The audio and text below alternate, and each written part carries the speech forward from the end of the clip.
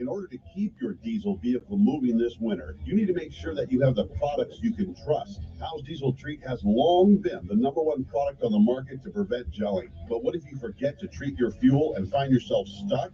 Reach for Howe's Diesel Lifeline, the only emergency rescue product available that's 100% alcohol-free, fast-acting, and easy to use. Diesel Lifeline is your security blanket on the road. Visit howesproducts.com.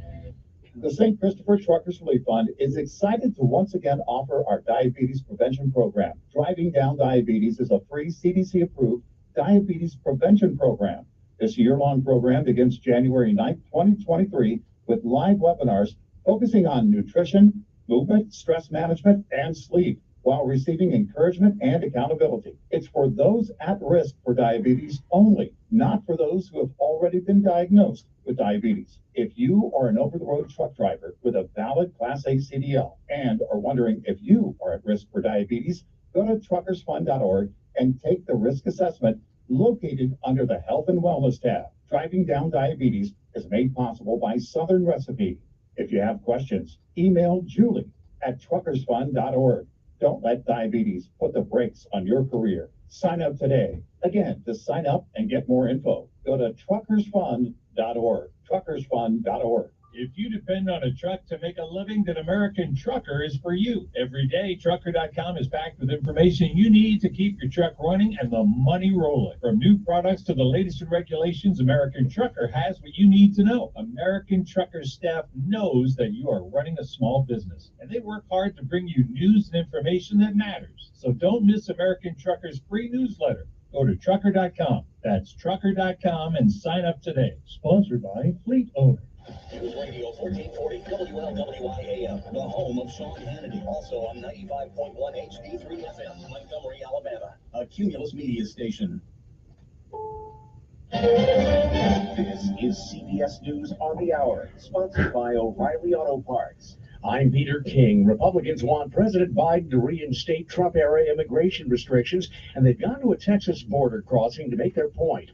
House Speaker Mike Johnson spoke to CBS News in Eagle River, Texas. We're just asking the White House to apply common sense, and they seem to be completely uninterested in doing so. Senate Majority Leader Chuck Schumer's response from Washington. It's very nice that they have a trip to the border, but the only way to solve this is here, working in a bipartisan way. All of this comes as the government reopens 4 border crossings, including the one at Eagle River, and as the Biden administration sues Texas over a restrictive immigration law the feds say oversteps the state's authority. Correspondent Omar Villafranca. We hear local officials on the ground argue about policy differences, but one thing that they can agree on is more people here on the ground on the federal level, Customs and Border Patrol, and Customs Enforcement. Donald Trump has asked the U.S. Supreme Court to hear his case for getting back on the Colorado GOP primary ballot after a judge's panel ruled him ineligible because of his role in the Capitol insurrection. What role? Legal contributor Jessica Levinson. The questions are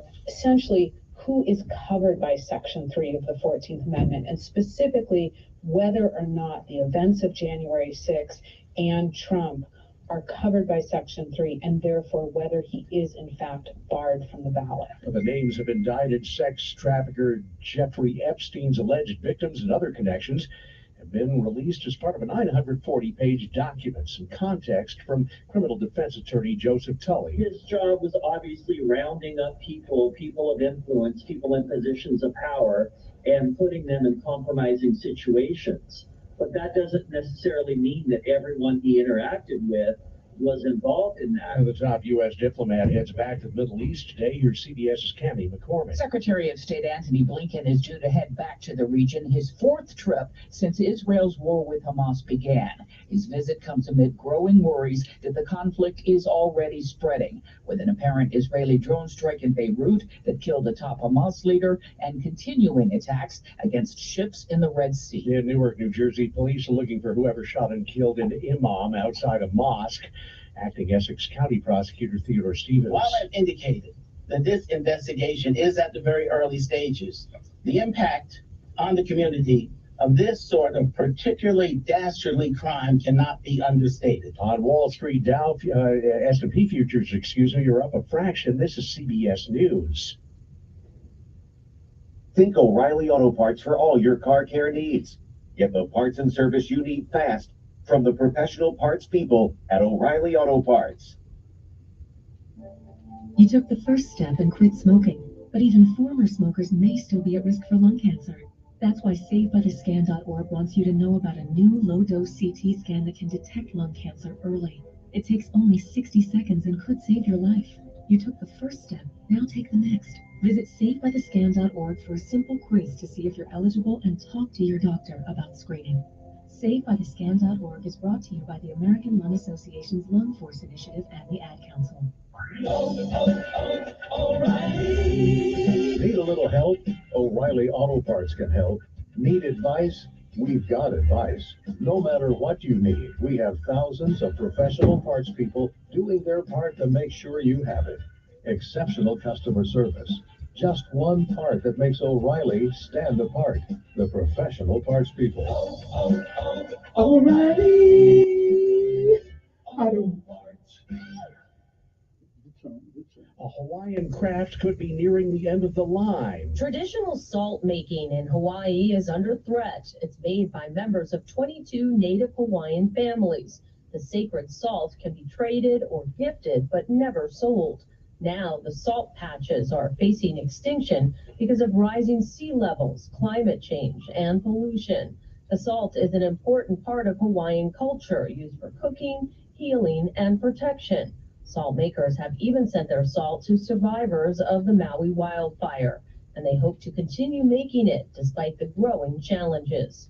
Wendy Gillette, CBS News. The Florida man has sued a Winter Park, Florida Dunkin' Donuts, claiming that its toilet exploded, covering him with waste 2 years ago.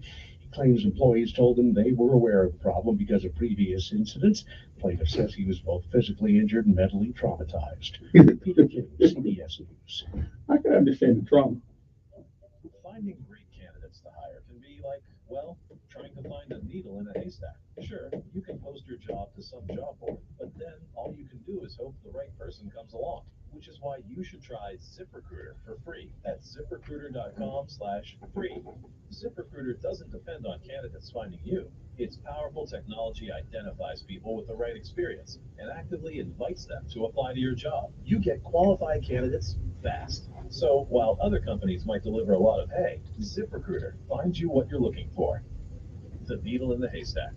4 out of 5 employers who post a job in ZipRecruiter get a quality candidate through the site within the first day. ZipRecruiter, the smartest way to hire. And right now, you can try ZipRecruiter for free. That's right, free. Just go to this exclusive web address, ZipRecruiter.com/free. That's ZipRecruiter.com/free. ZipRecruiter.com/free. Shannon, how can you let the people in Montgomery know about what Daddy does? I mean, tell people he's a foot doctor? Yeah, a podiatrist. There's gotta be a way to spread the word about the surgeries he does and stuff. I mean, like bunions and hammer toes? Yeah, and treating heel pain, burning the feet and corns. Like that time that lady had fungus in her toenails and they started looking better? I just want people to know that my dad, Dr. Brian Kelly, can be seen without a referral and he accepts most insurances. You should probably give them the phone number, 265-7585.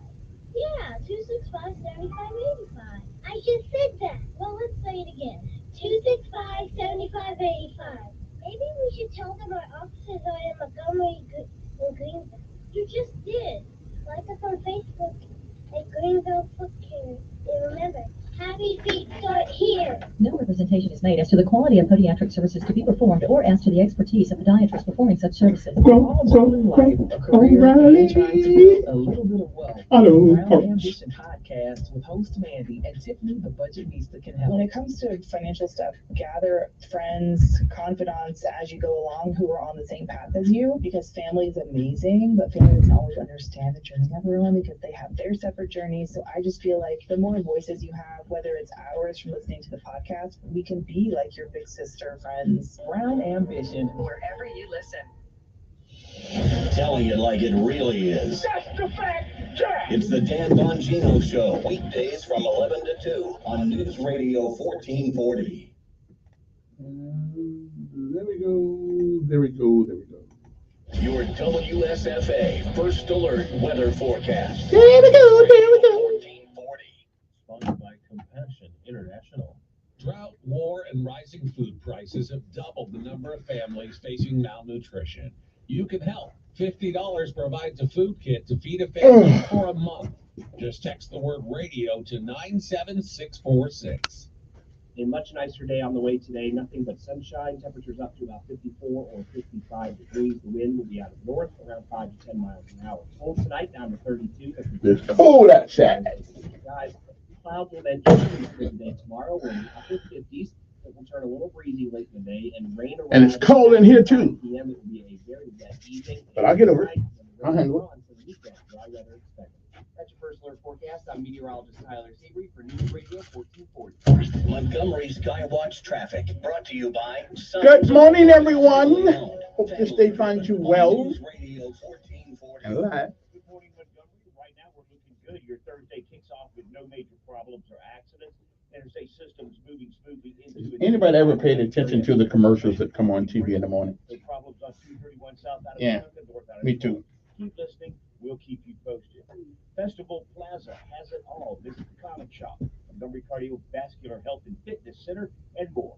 Festival Plaza, Taylor and Vaughn of Collier's Managed Development. Buckle up, it's the law for Montgomery Skywatch traffic. This is Major Delay. Good morning, I'm Jasmine Williams at WSFA 12 News. Here's what's happening this Thursday.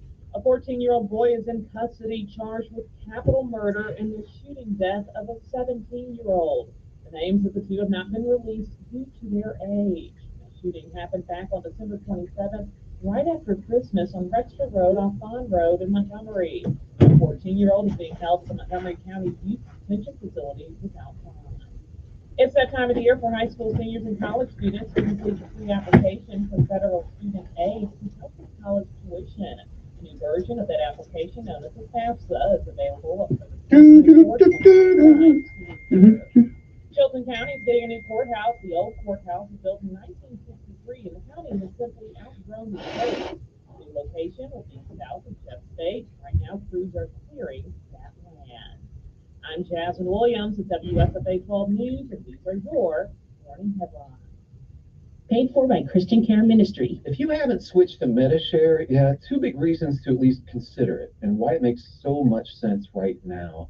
Number one is inflation, which is just affecting everything. It just makes sense to say, okay, where can I actually save? You can save a lot in one fell swoop if you switch to MediShare. The typical family saves $500 a month. Secondly, your conscience. MediShare members aren't forced to pay for things they don't support or believe in. And that's a big deal for a lot of people right now. They want their money to actually help people. And one more reason, you can trust MediShare. It's been the gold standard for healthcare sharing for more than 30 years. It works. The members love it too. It has double the member satisfaction rating compared to health insurance. So now's a great time to like cold water in the morning. MediShare has great customer service. You can call now and get a price within 2 minutes. Here's the number. It's 855-51-BIBLE. That's 855-51-BIBLE. 855-51-BIBLE. Okay, here are 5 important reasons why your son or daughter should play a high school sport. Number 1. High school sports teach valuable life lessons like self-discipline, sportsmanship, and time management skills. 2. Teens who play a high school sport have better grade point averages and fewer disciplinary problems. Number 3. High school sports help fight teen obesity and substance abuse. Here's number 4. High school sports provide wholesome, constructive after-school activity, perfect for today's families. And number 5. And high school sports are safer than ever before. Injury surveillance and research, better equipment, and the continuing education programs for coaches provided by state and national athletic associations have made high school sports safer than ever before. This message presented by the Hello, Melissa. Athletic Association and the Alabama High School Athletic Directors and Coaches Association. Hi, I'm Queen Latifah. Even with heart failure, my mother remained strong. Because without strength, you lose hope. Together, we will rise above heart failure. To help prevent, improve, or manage heart failure, go to riseabovehf.org. He is the voice of the conservative millennial. Ben Shapiro. The Ben Shapiro Show, tonight at 8 p.m. on News Radio 1440. Depend on it. Sometimes you need to reset, refocus on your day. The moment where you take a deep breath and change the focus from the problem to the problem solver. This is Decisions with Kevin Elkins.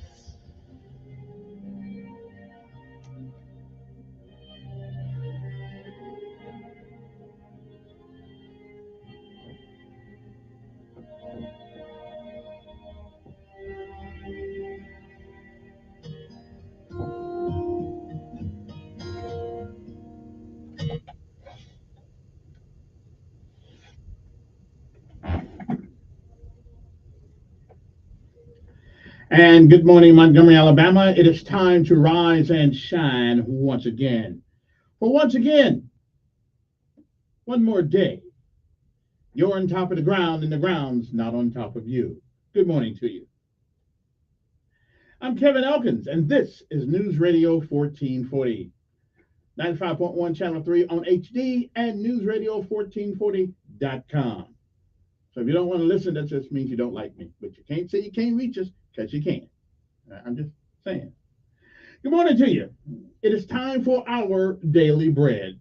A word from on high, something that'll change your perspective or give you a new one. Either way, it's good for the soul. Good morning. It is January the 4th, 2024.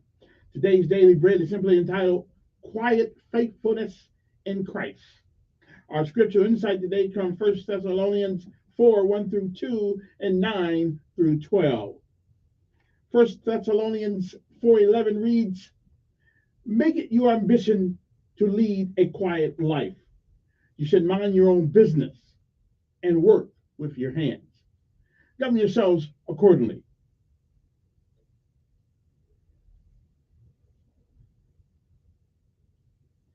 And again, it is January the 4th, 2024.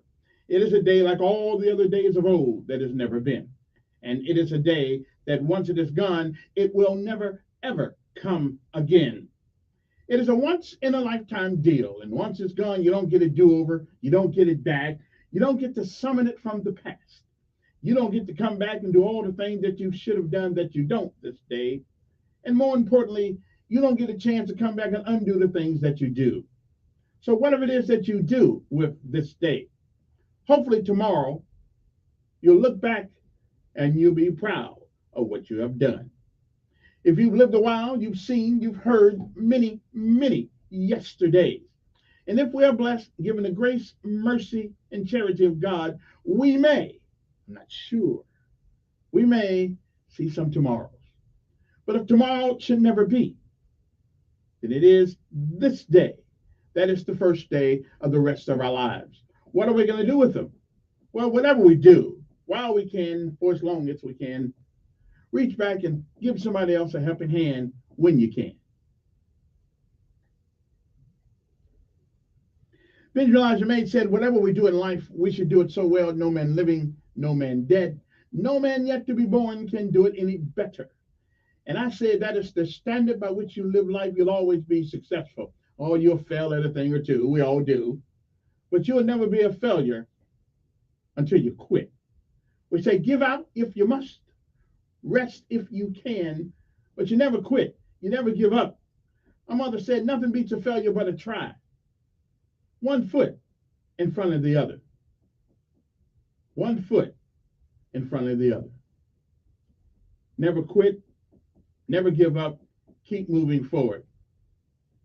Benjamin Elijah Mays said, well, I already told you what he said.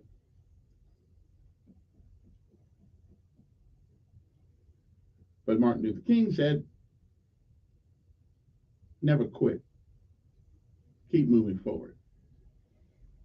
We'll be back.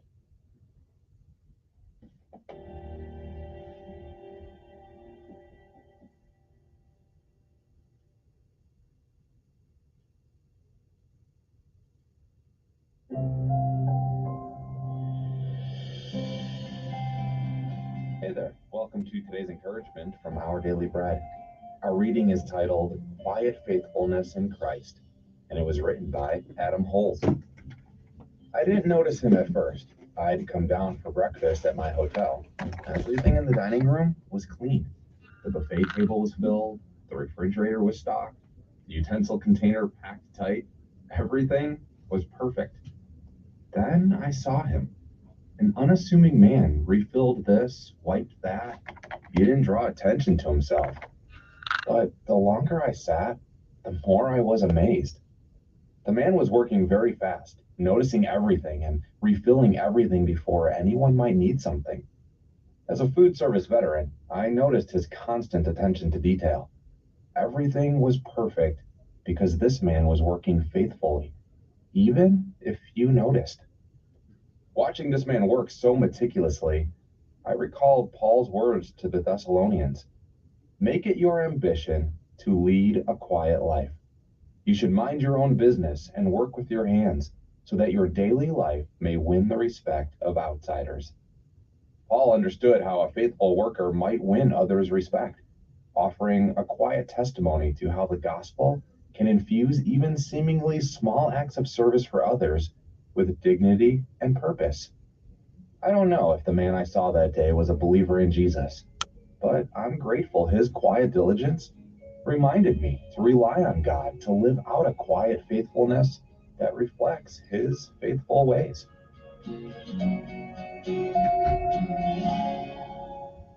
Today's Our Daily Bread devotional scripture reading is from 1 Thessalonians chapter 4, verses 1 and 2, and verses 9 through 12.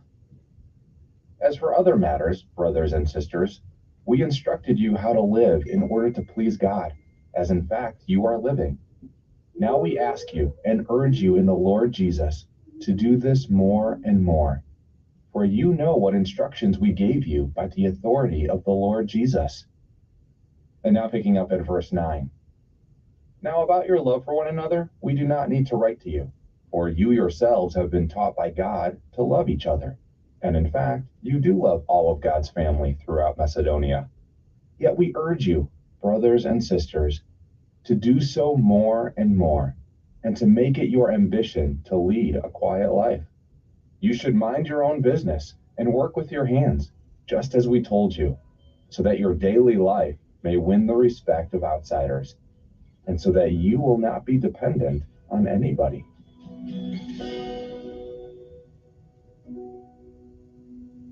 Let's pray.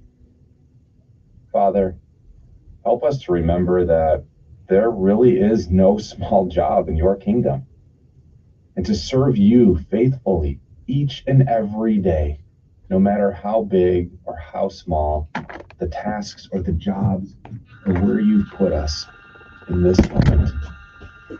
Thank you, Lord. In Jesus' name we pray. Amen. Thanks for listening today. I'm Stephen Tabor, and today's encouragement was provided by Our Daily Bread Ministries. Alrighty then. Court!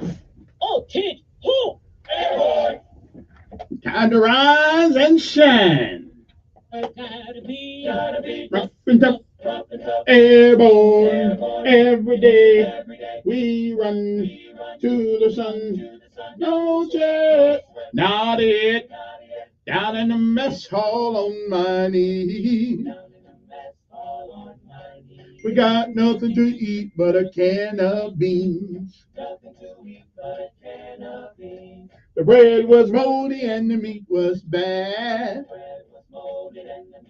Well, you know darn well that you can't eat that. Time to rise and shine. Here we go. All the way. Gotta be rough and tough. Airborne. All the way. When I was young, I always wanted to be in the 82nd Airborne, easing the breeze. Now that I'm here, I'm gonna do it right. Jump from an aircraft while in flight. All the way airborne, airborne, all the way driving on. Driving on. Driving on. All the way airborne, airborne, all the way driving on. Driving on. Early one morning in the drizzling rain, well, I picked up my parachute and boarded the plane. Jump master said 1 minute to go. Green light lead with a cheering glow. All the way airborne, airborne, all the way driving on, driving on. All the way airborne, airborne. Time to get up. Time to get up. You're wasting daylight. Oh, there ain't daylight yet. It's coming. Here we go. Hopefully it's coming.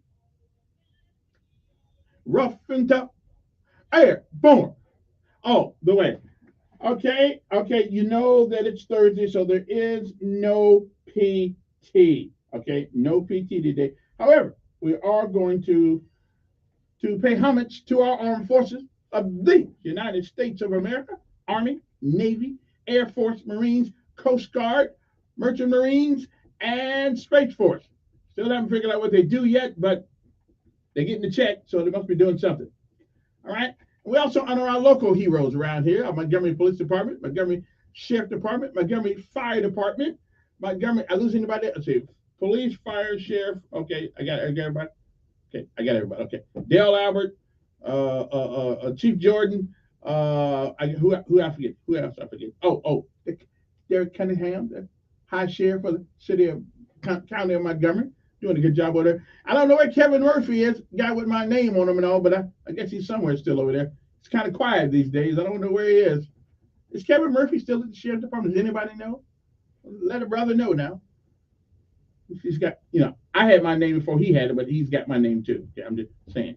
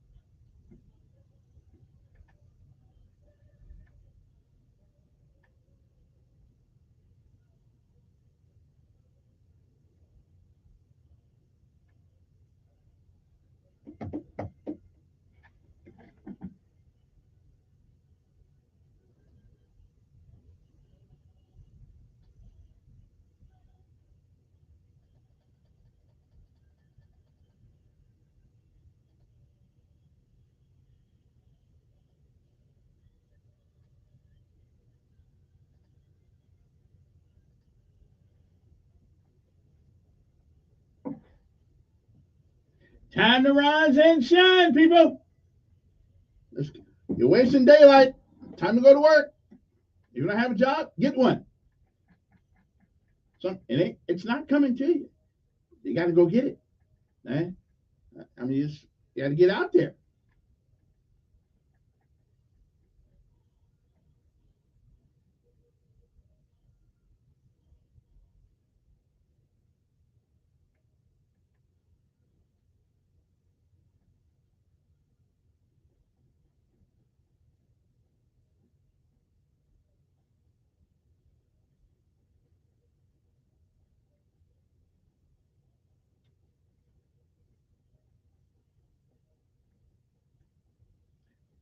The United States Marine Corps.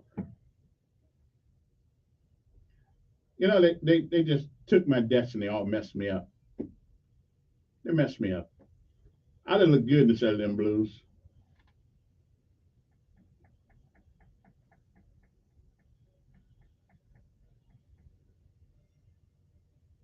All right, I got one more shot at this. Okay, I got one more shot. Okay, all right, I got one more shot. Okay, there's one more way I can become a Marine. Okay, there's one more way to do this. Okay, so I'm gonna take Z's birth certificate, and I'm gonna run down there. Since his feet's bigger than mine and everything like that, it would be plausible. I just look old. I'm 18. 18. That's my age.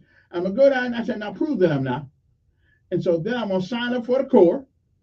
Then I'm gonna go through basic training. Now I should get at least halfway through basic training before they figure out I told them a big one, right? Okay, because it's a new.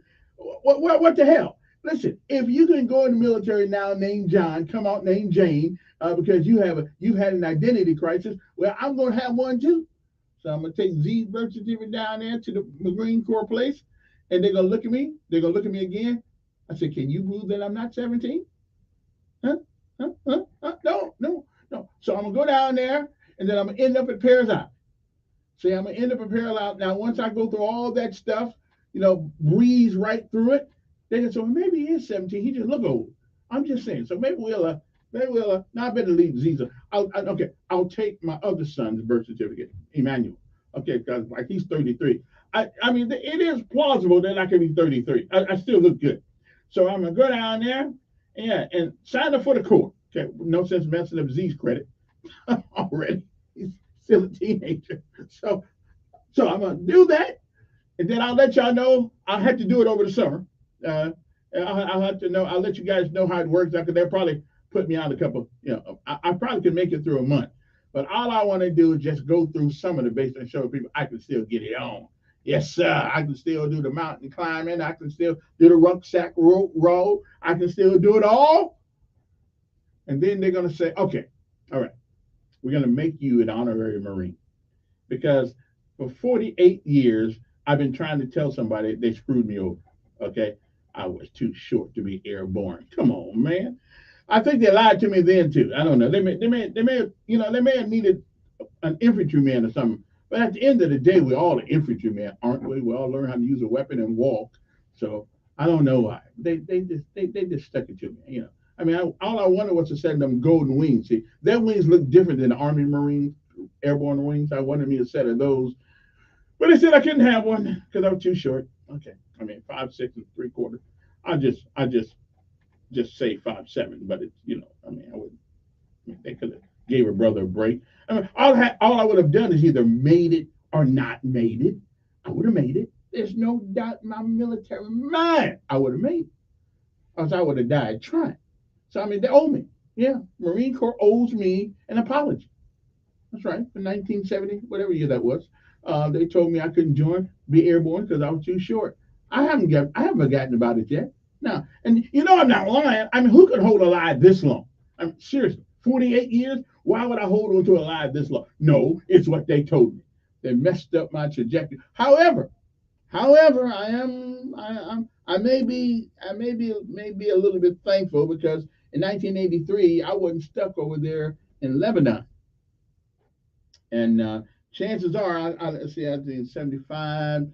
Yeah, there's a good chance I could have been there, but I took my chances like everybody else does. You know what I mean? Okay, so I'm done with that for today. My Marine Corps story ends today. It don't end today, but I'm ended today, right at this spot right here. Okay, so I'll let you know how it goes when I go down to the recruiting office and try to get in one more time. One more again, I'm gonna try to become a Marine. Okay, I got to take Manuel's birth certificate with me though. They'll never know. I say, listen, I'm just old. I got a disease called old man disease. Yeah, it's a technical term when you young but you look old. So I think that will yeah. I think that I mean yeah. I might be able to do it. Yeah, well, I'll let you know how it all works out. Matter of fact, I think I'll go by today and test the water at the Marine Corps thing and see if they'll believe my story here.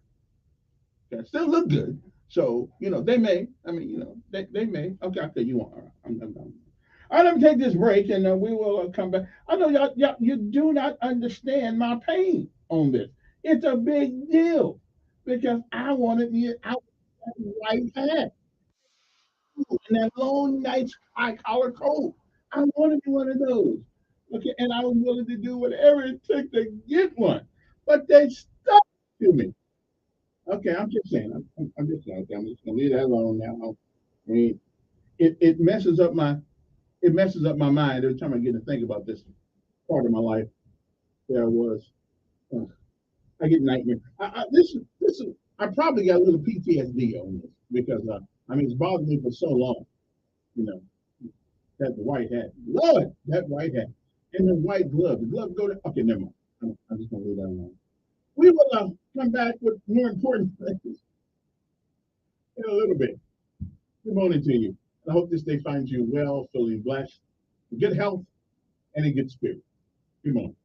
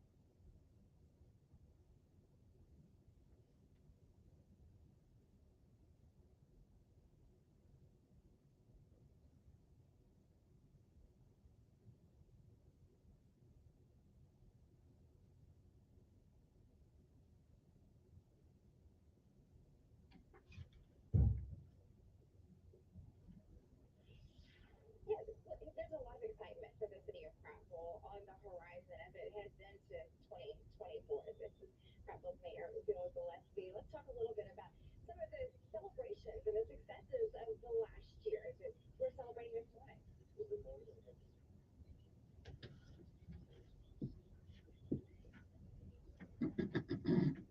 Mass outcry. Epic Games announced that they'll tune the game speed, but the new innovations are here to stay. Are you a fan? The latest esports and gaming news. Find it online at checkpointxp.com. Hey, Doc, nice office. Quick question. If you had to choose, would you give yourself a root canal or run payroll? Run payroll, no question. Seriously? Have you run payroll before? Paying my team with Gusto couldn't be easier. Gusto gives me unlimited payroll runs, next day direct deposits, and automatically files my taxes. Saves me time. Wow, that's nice. Choose payroll without the pain. Visit gusto.com/radio to sign up for free. Wesley Financial Group is not a law firm. This story is called The Ugly Truth About Timeshare. If you think you've done your family a favor by buying a timeshare, you need my help. Hello, I'm Chuck McDowell, CEO and founder of Wesley Financial Group. 10 years ago, I started helping folks cancel their timeshare. In the process, started what's now called the timeshare cancellation industry. Timeshare is the only thing that you can buy that you can't tell me how much it's going to cost or when it's going to end. When you buy a timeshare, you give them a blank check to fill out any amount they want for annual maintenance and assessment fees. The crazy thing is, this never ends. Even when you die, your family's now going to be stuck with this burden. Stop the insanity today. Call my office now. If we take you as a client, I guarantee we'll cancel your timeshare or you'll pay nothing. Call for your free information kit. 800-919-1441. 800-919-1441. 800-919-1441. It seems like everywhere you look right now, someone is sick. This year, prepare your family for airborne invaders like bacteria, pollen, and yes, germs with Navage Nasal Care. Navage flushes ultra-pure, refreshing saline in one nostril, around the back of the nose, and out of the other nostril. Navage sucks out viruses, dust, and other airborne particles. All the stuff that gets trapped in your nose, making you miserable. Don't get caught empty-handed this winter. Get Navage, the drug-free solution that helps you breathe easier, sleep better, and feel healthier. Even better, Navage is HSA, FSA eligible. So Navage is a great way to spend those funds before they expire. Don't wait a minute longer. Buy Navage today and you'll breathe easier knowing you're putting your funds to good use. Navage is available online at Navage.com or Walmart, Walgreens, CVS, and Rite Aid. Navage, Navage. Clean nose, healthy life. I got smart about mortgages, smart about college. When it comes to your money, whatever you want to get smart about, you can find it at smartaboutmoney.org, a free online resource from the nonprofit National Endowment for Financial Education. Smartaboutmoney.org, the easy place to start when you want to get smart. Join Sean Hannity Sundays at 3 p.m. for the Encore Show. The Chinese, the Russians, don't fear Joe Biden. On News Radio 1440.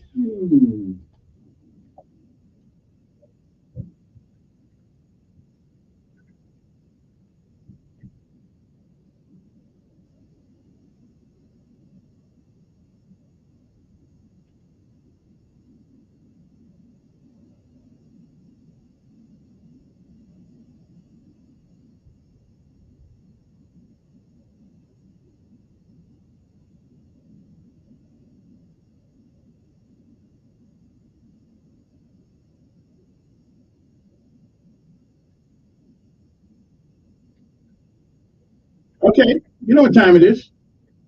It is time for the lessons of life and the word of the day. I do this to challenge you guys on your communicative skills so you tell people where to put it and make them want to shake your hand for telling them. They won't know what the heck you're saying anyway. So he'll think you're complimenting them. Okay, I'm just saying you might want to learn these skills. It's a good way to tell your boss off and still keep your job. I'm just saying, but you smile when you say these things. That way, he'll never know that you're insulting him. Now, don't blame me though if you got the only boss in town that knows what you just said. Don't blame me. I mean, that's on you. You should be cognizant of his intellect before you say say nasty things to him that sound good. Anyway, good morning to you. Hope this day finds you well. It is 6:39 in the morning, 20 minutes to the hour of 7 o'clock. We got to be there by 7 o'clock. We got 20 minutes. Okay, 20, 20 minutes. 20 minutes by which to arrive. What else is going on? Oh, well, the word of the day is spelled Diligent.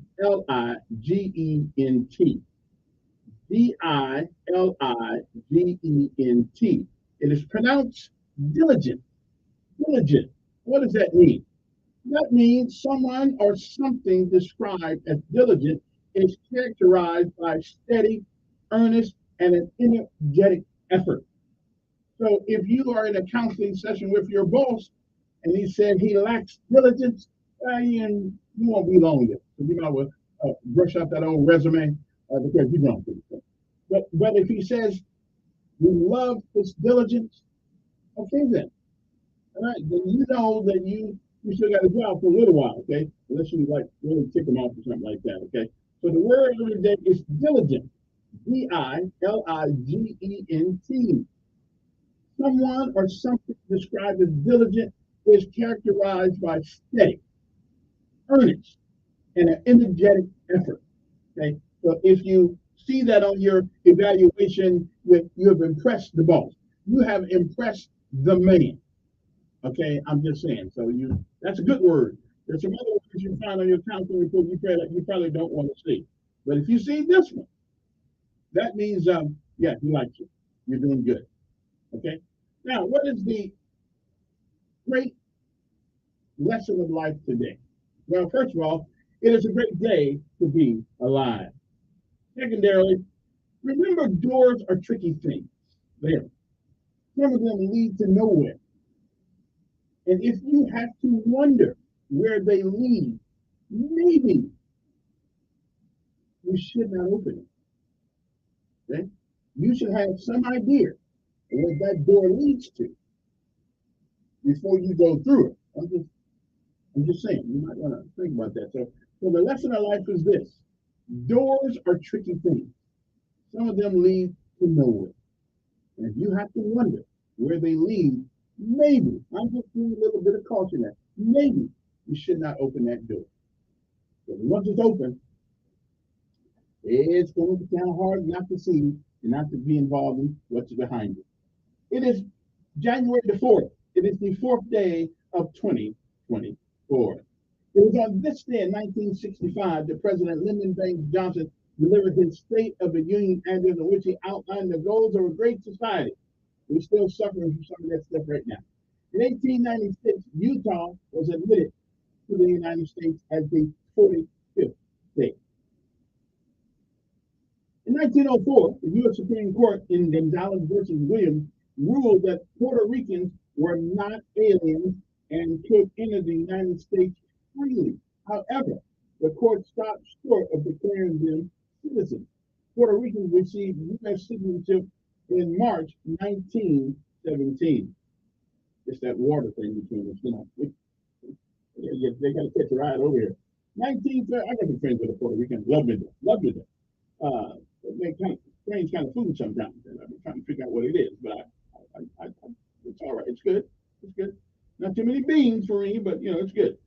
1935, President Franklin Delano Roosevelt, in the State of the Union address, called for legislation to provide assistance for the jobless, elderly, impoverished children, and handicapped. Okay, I do follow one of those categories. Hey, we appreciate Social Security. Even though you take it from us, we appreciate it. If we didn't have Social Security, if they didn't just take it out of our check, I mean, how many of us, okay, for 40, 50 years, would put a certain amount of money aside every time we get a paycheck? Okay, you got it. We've been too busy trying to pay the bills. Okay, so I'm good. Franklin, good job on that one. I don't know about the Lyndon Baines Johnson Great Society thing, but I do know Social Security is a good thing. Okay, so get on it, get your part-time job or whatever when you're young or something. Make sure they put some money aside for you so you don't have to worry about it. We like tennis shoes and eating good and thinking like we got money when we go out. But they can't touch that money, so I'm good. Let me say, oh yeah, okay. So in 1935, Franklin Roosevelt, in his State of the Union address, called for legislation to provide assistance for the jobless, elderly, impoverished children and homeless. Okay, I'm good. Okay, sounds like a Democratic thing, but I'm good with it. We need it now. 1943, for the second time, Soviet dictator Joseph Stalin made the cover of Time magazine 1942 Man of the Year. I'm still surprised I haven't made it on it. 1951, during the Korean War, North Korea and the Communist Chinese forces recaptured the city of Seoul. Well, I'm glad they wasn't there when I got there. Okay? 1960, author and philosopher Albert Thomas died in an automobile accident in France at the young age of 46. 1964, Pope Paul the Fifth, I guess. And there's a V and an I. I guess that's fifth. It's not like fifth. Whichever one it was. He began to visit he began a visit to the Holy Land, the first papal pilgrimage of its time. Somebody tell me what a V and an I is. I don't know. Is that like 6 or 5? I can't remember. 1974, President Richard Nixon refused to hand over tape recording and documents subpoenaed by the Senate Watergate Committee. 1987, 16 people were killed when an Amtrak train bound from Washington, D.C. to Boston collided with Conrail locomotives that had crossed into its path on a sidetrack. 1995, on this day, the 104th Congress convened, and first entirely under Republican control since Eisenhower era. And in 2002, Sergeant First Class Nathan Ross Chapman, a U.S. Army Special Forces soldier, was killed by small arms fire during an ambush in eastern Afghanistan. He was the first American military death from enemy fire in a war against terrorism, and certainly will not have been the last. But we salute Sergeant First Class Nathan Ross Chapman, the U.S. Army Green Beret. In 2006, the U.S. Supreme Court agreed that Jose Padilla, held for 3.5 years as an enemy combatant, could be transferred to civilian authorities in Miami. And it's been 15 years ago. New Mexico Governor Bill Richardson announced he was withdrawing his nomination for the president to be President-elect Barack Obama's Commerce Secretary amid a grand jury investigation into how some of his political donors had won a lucrative state contract. Prosecutors later declined to bring charges against Richardson, a female suicide bomber struck at Shiite pilgrims in Baghdad, killing 38 people. It was 10 years ago. The city center of Iraq's Fallujah fell completely into the hands of fighters from the Al-Qaeda-linked Islamic State and Iraq and Libya. 31 workers were killed in the collapse of a building under construction in South India.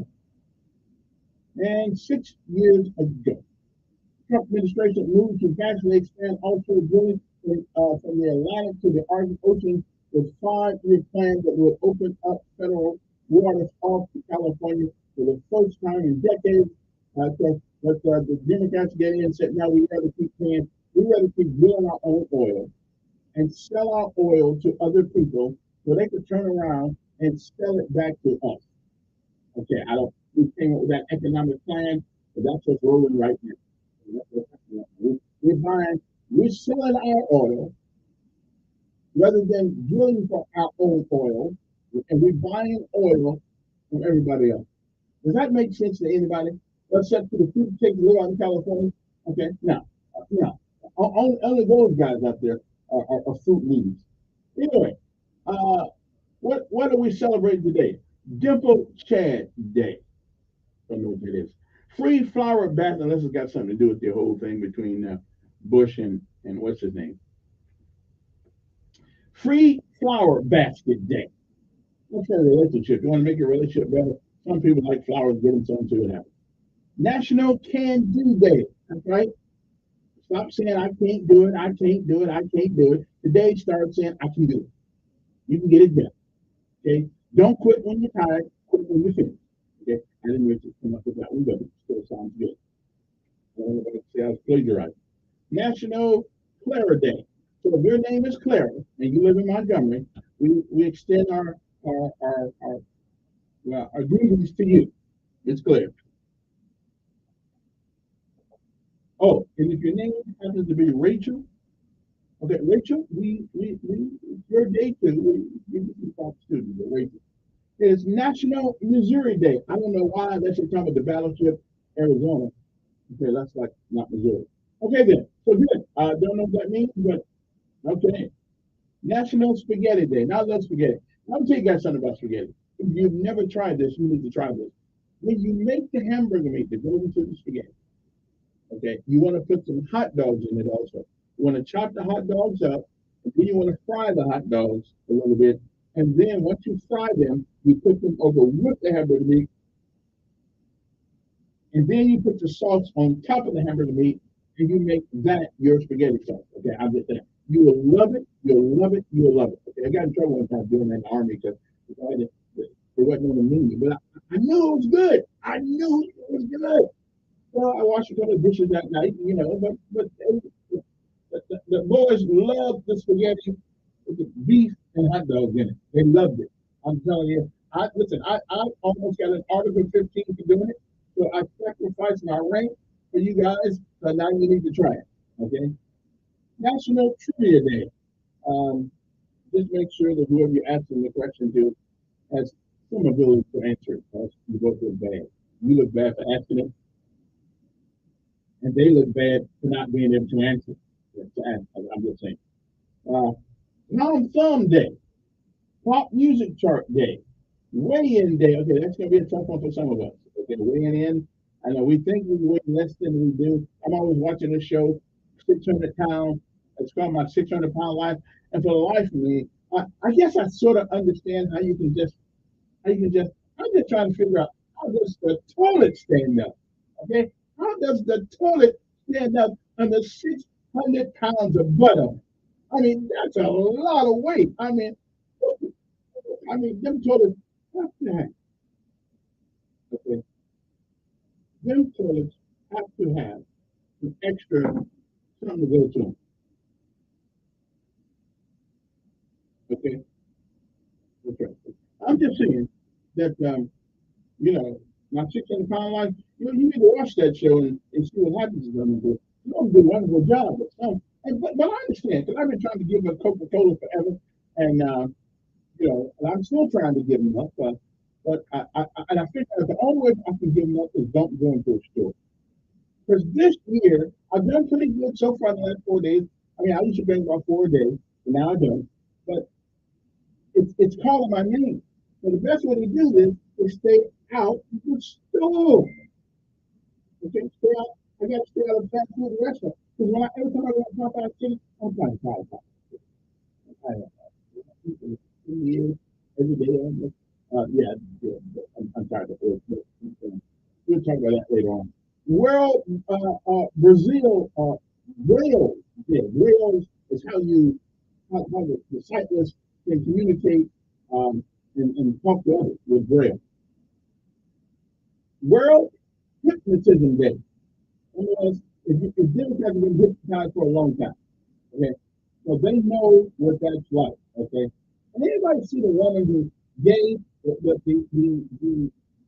president of Harvard University saying that it's racism and womenism. They own her because she's a black woman. It's amazing to me how being black when you need to be black, is an amazing thing. Yeah, it really is. I mean, it is an amazing thing that these people, now when they're up there at Harvard, not Harvard, but Harvard, when they're up there at Harvard, they think they're somebody special. But now they get treated, because she have a dumb philosophy when it comes to the Jewish people. All of a sudden now, everybody's on her because she's like, give me a break. I'm glad she's gone. But she's not even gone. She'll get $900,000 a year.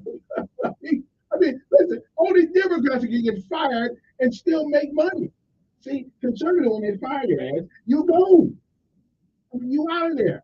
But in the Democratic world, you can get fired, demoted, and still make $1 million.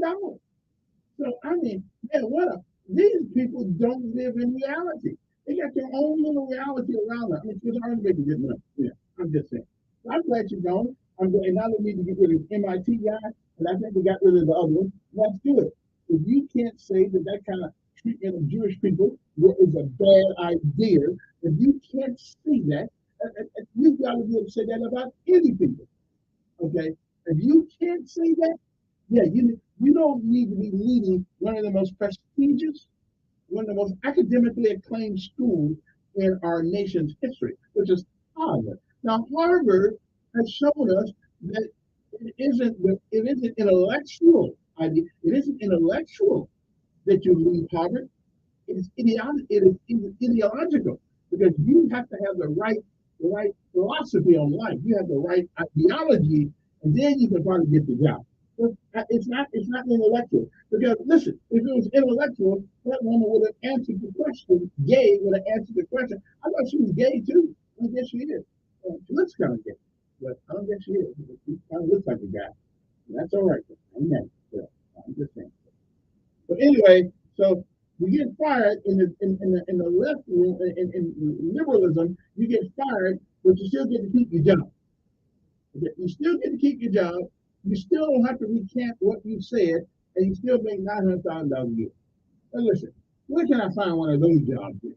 Okay, somebody needs to tell me. I need to find one of those jobs where I can get fired and still get my money. I'm just saying, what? Only in the Democratic world do you get to live that way. I mean, only the Democrats get to live that way. But tell me I'm wrong.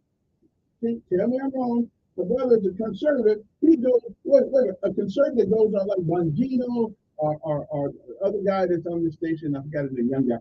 And they go to a college campus and they tell them, oh, we got your safe space. Okay. We have grown men and women need a safe space on a college campus because their ears are too tender to hear the truth. And these are the future warriors of America. Ladies and gentlemen, we in trouble. Anyway, so much for that. Who says I got a little extra time here? Good morning, who's this?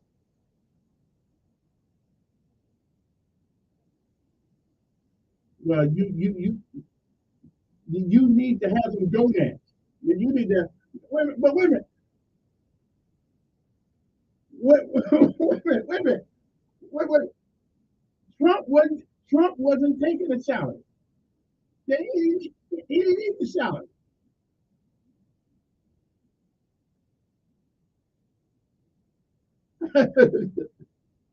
You told somebody that? Yeah. Yeah, well, listen, I like Trump. Trump will tell you what he means and mean what he says. I'm good with that. Yeah, good. Yeah, yeah. Well, and he probably just told her the truth. He probably just told her the truth. Yeah, you do. That's why when Trump came, Trump came to town a month or so ago, me and him hung out for a couple minutes. I told him some secrets. Yeah. Bye. I gotta go. Bye.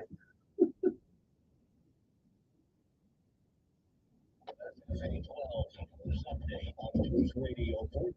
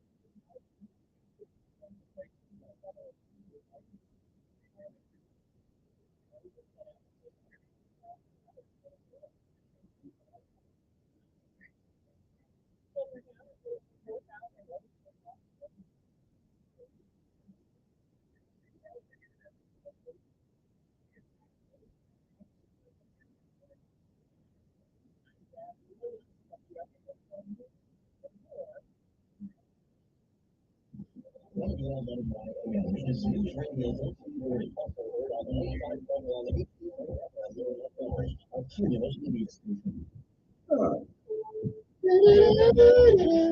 CBS News World News Roundup. Republicans are demanding federal government uses power to end the border crisis during a visit to the crossing at Eagle Pass, Texas. Mike Johnson tells correspondent Roger Brennan current policy. If you don't end catch and release as a policy, if you don't, we institute remain in Mexico. If you only fix your file on parole and not these other things, then you don't solve the problem. Do you believe that more border funding is needed? Because the White House said they want to hire more agents, they want to do all sorts of things, and you are standing in the way in the House. Absolute nonsense. They have to solve the crisis here, and throwing more money at the broken system will not do that. Venezuela's Juan Alberto and his family were among 36,000 or so immigrants now in Denver. He says sharing a home with 3 families there is better than being in a shelter. It's pretty rough. It's tiring at night. It's cold there. It's cold there during the day. Even though they bring you food, you don't eat well. A list of people associated with accused sex trafficker Jeffrey Epstein likely includes those accused of criminal acts and people who've done nothing wrong. CBS News legal analyst. These things really are optimistic people.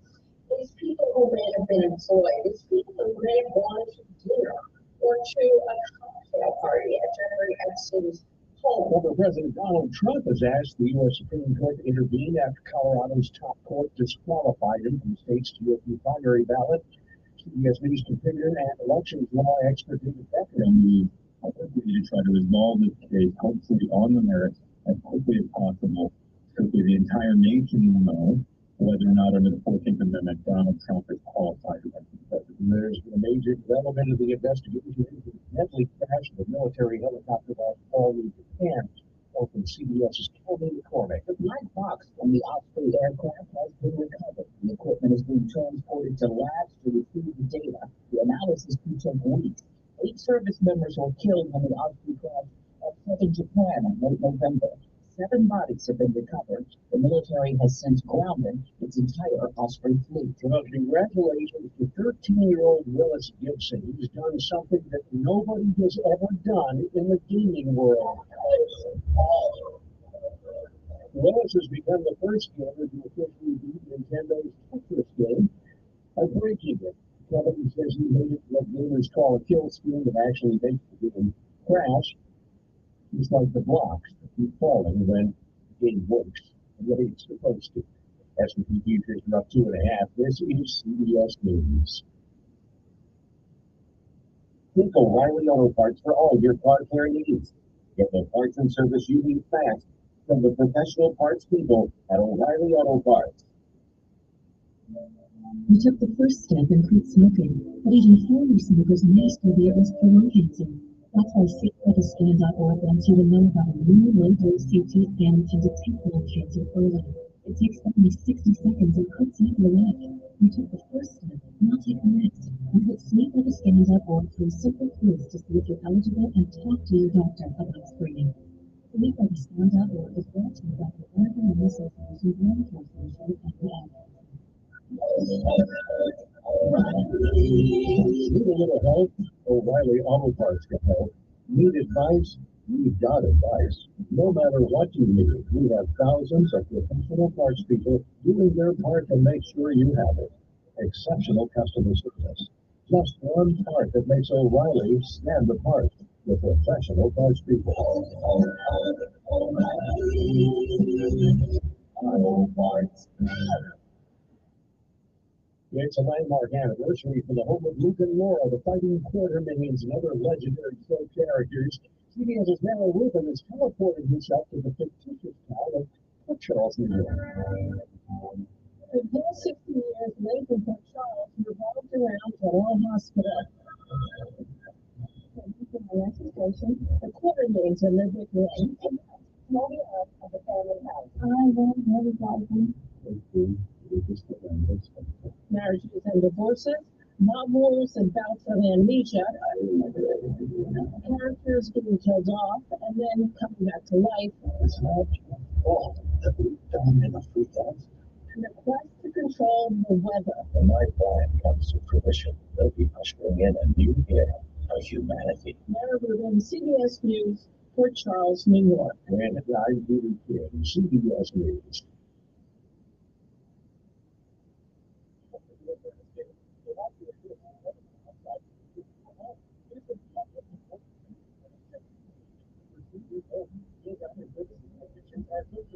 Line CO detectors that will guarantee no carbon dioxide. Insurance operating will save you money down the road. Only 74.95.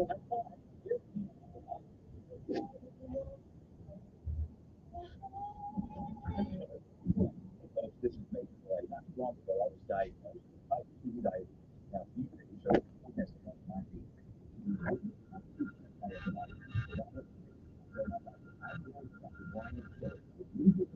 I went to 25 million behind down this week. It's staff is fully unprofessional.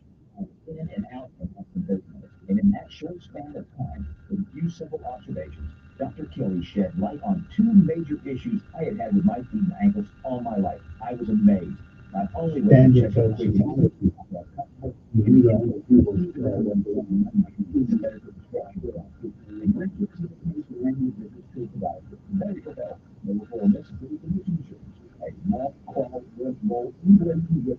see Dr. Brian Phillips at Greenville 50, telephone 334-265-7585 or check out greenville50.com.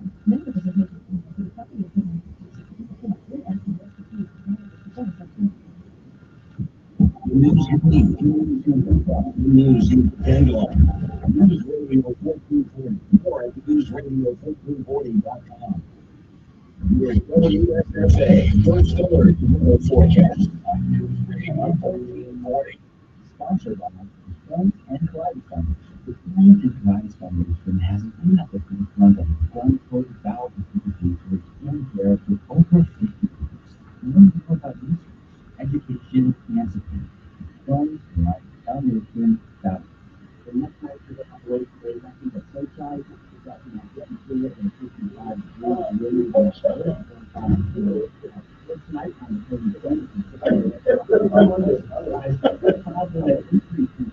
I mean, I was playing. Okay, yeah, I'd love to hear that. Yeah, you will. Yeah, I'm sure you haven't read what it said. No, but the essence of it has been released. The essence is that you just accept it. No. What I'm saying? The media okay. That's why I said that about them. That's all right. That's good. I'll do it.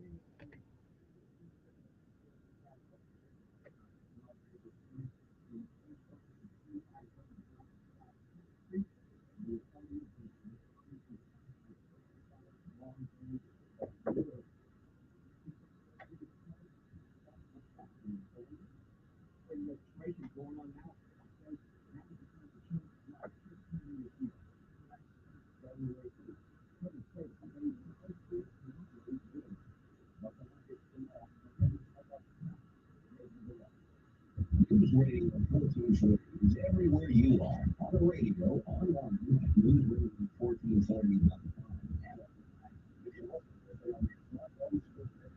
News Radio 1440. Before that, Christian Cameron, if you had a switch to Medicare, you have two reasons to at least consider it in light of very much strength. Number one is inflation, which is affecting everything. It just makes sense to say, okay, they're going to actually save. You can save a lot, but then tell schools if you switch to Medicare, if the family save $500 a month, calculate the pension.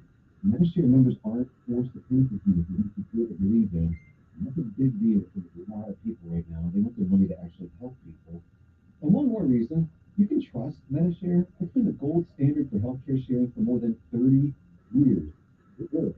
Remember, if you want it too, it's schedule the member satisfaction rating before the health insurance. So now the very time to consider making the switch, they are very easy to Medicare is very easy. You can call now and get help in 2 minutes. Your number is 855-51-5. That's 855-51-5. 51.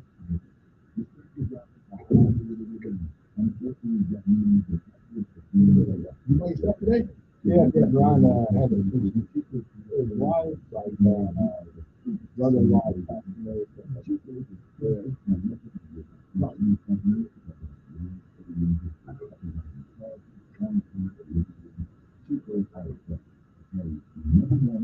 And then I was just texting him yesterday, before 2 minutes ago. Yeah, he's good, yeah. He's a little bit. It's from Montgomery, so his dad's up here. His dad's like 93 or so. So he comes up there often. Also, by getting the reds vaccinated. Raccoon cats are the most common carrier for the rabies. First reaction would be to approach a strange raccoon or injured animal. But oftentimes people have written. I tell you, sometimes I think the cure is wisdom disease. Oh, yeah. Yeah, I'm not taking it. I took the first one because it was the only thing that we had. I'm not disabled, Yeah. I just took it just okay. I'll take a shot at it. Been done there. We ain't put no more experimental stuff in there. I know, that's it. Yeah. And nobody gets, and you can't sue anybody. No, you can't. Yep. And also, they have not reported anything as a profession. It's various. Yeah. The bears. I mean, I guess that the question will have to be asked: what the do the needs of the many outweigh the needs of the few? Yeah. I mean, if you would take it, if you take it, this is going to talk to you. I can't hate you. Right, it's a 50-50 proposition because if two people, if all of those two people want to get COVID, then I will want because of the 50. Yeah. Yeah. If you think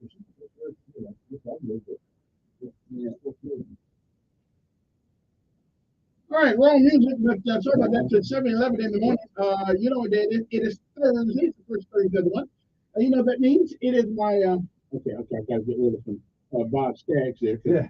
Because the Reverend probably don't listen to Bob. Of course I did. I mean, it's just on Kev. Yeah. I mean, I listen to him, Okay, good. I like country music and some mild rock. Yeah.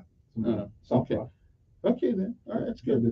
That's good stuff. Or anything. Yeah. Anyway, that voice you hear is that of Father James Dean, the James Dean of today. Right. And he is from Our Lady Guadalupe Christian Catholic Church, which they say that means universal. They say we're all Catholic, we just don't know it. So I don't know about that, but a little off there, but that's all right. Was I a little off there? I mean, Catholic does mean universal, and Christ had found the church to be universal. All are invited, but that means all invited. Excuse me. Okay, all invited. Yeah, my bad. That's all right. Nah, I get you. Okay. Anyway, so he is. He's been around Montgomery. Well, you're from Montgomery. From Montgomery. Yeah, you're from Montgomery. Just you never heard of him. We do a religious. At least we give the good Lord at least 1 hour. That's 10%. Of our time through the week and have these discussions of theology and philosophy and kind of mix them all up together. One of us is brilliant, one of us not so much. I don't go that far. But listen, Kevin, 1 hour a week is 0.6% of your week. It's not 10%.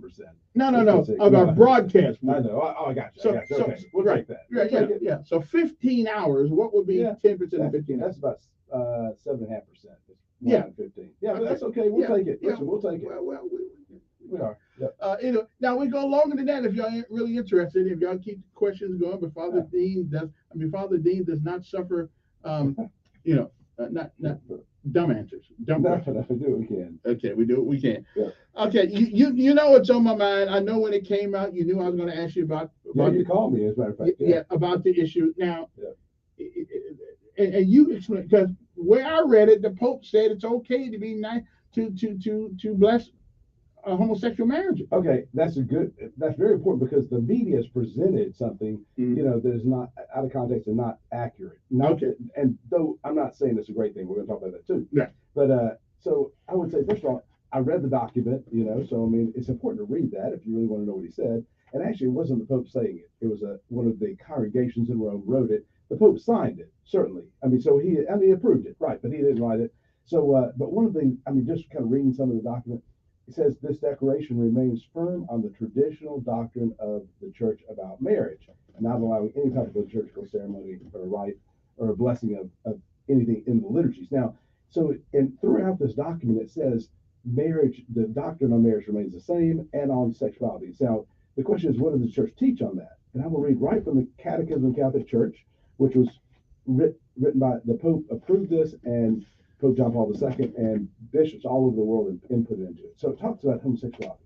Homosexuality refers to relations between men or between women who experience an exclusive or predominant sexual attraction toward persons of the same sex. It has taken a great variety of forms through the centuries and in different cultures. Its psychological genesis remains largely unexplained. Basing itself on sacred scripture, which presents homosexual acts of grave depravity, tradition has always declared that homosexual acts are intrinsically disordered. They are contrary to the natural law. They close the sexual act to the gift of life. They do not proceed from a genuine, effective, and sexual complementarity. Under no circumstances can they be approved. So it talks about that, and it goes on to talk about what we call a chastity. So the church teaches very clearly that homosexuals are always evil. They're always evil, and the desire is actually a disorder. And actually, it used to be on the DSM, the Diagnostic Statistical Manual about psychology. It used to be listed as disorder until like 1975 when political correctness took over. But so in other words, that's what the church teaches about sexuality. And in this document, it says over and over again, this is not marriage. So Kevin, but it basically says that, Kevin, if you came to me for a blessing, I wouldn't have a moral checklist before I give you a blessing. Which I would say, Kevin, you lied today, or have you done this, or you robbed a bank, or whatever, killed anybody. I wouldn't have a moral checklist. I just give you a simple blessing, right? And so that's what it's saying, is that we can give a simple blessing to anybody. And it also, since it's not in the context of the church, we can't wear official regalia. We can't have anything that resembles marriage in this blessing. But Kevin, I do agree with you. I think it is very confusing, and it does lend itself toward people taking in that direction. So it sounds like to me, and here's what it sounds like to me, and you correct me if I'm wrong. And since you are the big brain in this conversation, not me, but it sounds like to me we are trying to have our cake and ice cream too. I agree totally, and that is the problem, Kevin. Is we're trying to placate everyone, and so the thing is, you can't. In other words, this right here, some people take this, like there are people in the church that want, and it even talks about this is not marriage. It's now you mentioned at the very beginning that blessing homosexual marriages or same-sex marriages. It's not. It's recognizing the fact that it's not. But the problem is trying to, like you said, trying to placate everybody, and it's never going to do that, because people who want, the recognition that is marriage and it is blessed by the church, people who want that are going to push for that, and this is not going to satisfy them. So you're right. No, it is. It's trying to play both sides. It's trying to placate everybody, and you just can't do that. The gospel is very clear. Jesus says, you're for me or you're against me. You gather with me or you scatter. There's two ways. One leads to life, one leads to death. One leads to God, one leads to hell. So I mean, that's the problem, Kevin. You're right. So I think it's a very poor pastoral document. Like you said, it is confusing, and people are going to take it and take what they want out of it and make that into what it says. Let's talk about a few times last week, and I could not refute what the individual said. He said, in the New Testament, okay, homosexuality is not banned. I would say they haven't read Paul very well. I mean, they said he hasn't, and so is it in the New Testament where it is exactly? It's the only sin that we can't call sin.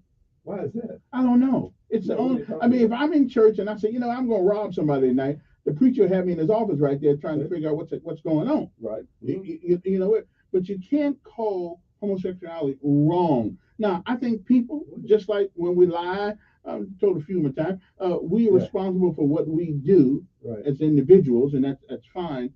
But as a collective, if you call yourself Christian, you can't accept some of it.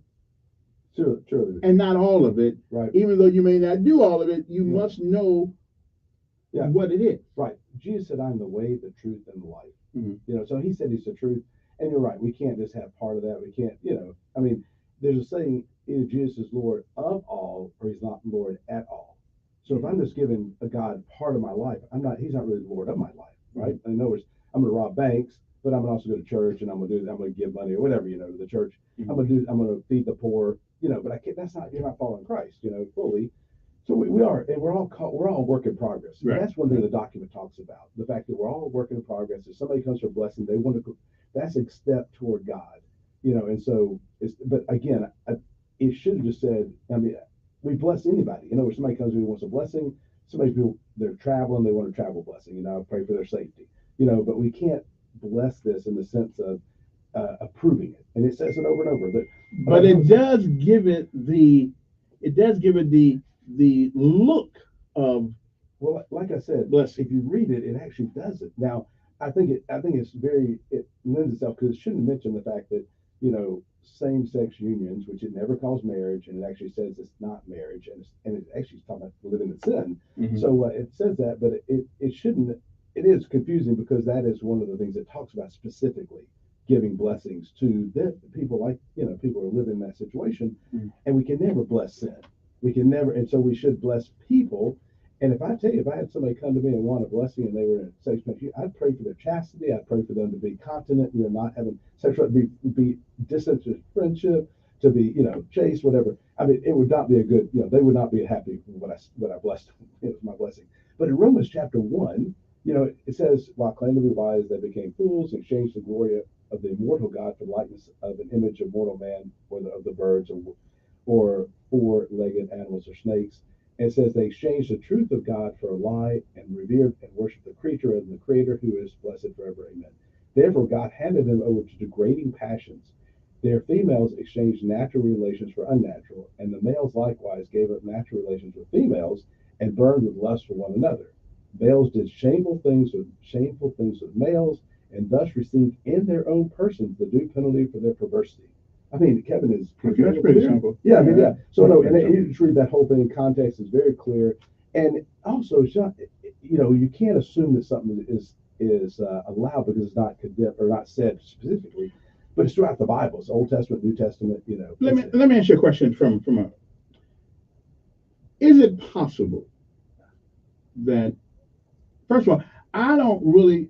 It defies logic and reason for someone to come out and say I am that which is frowned upon, but I am coming out to say this publicly because that's what I am. Right. Is it possible that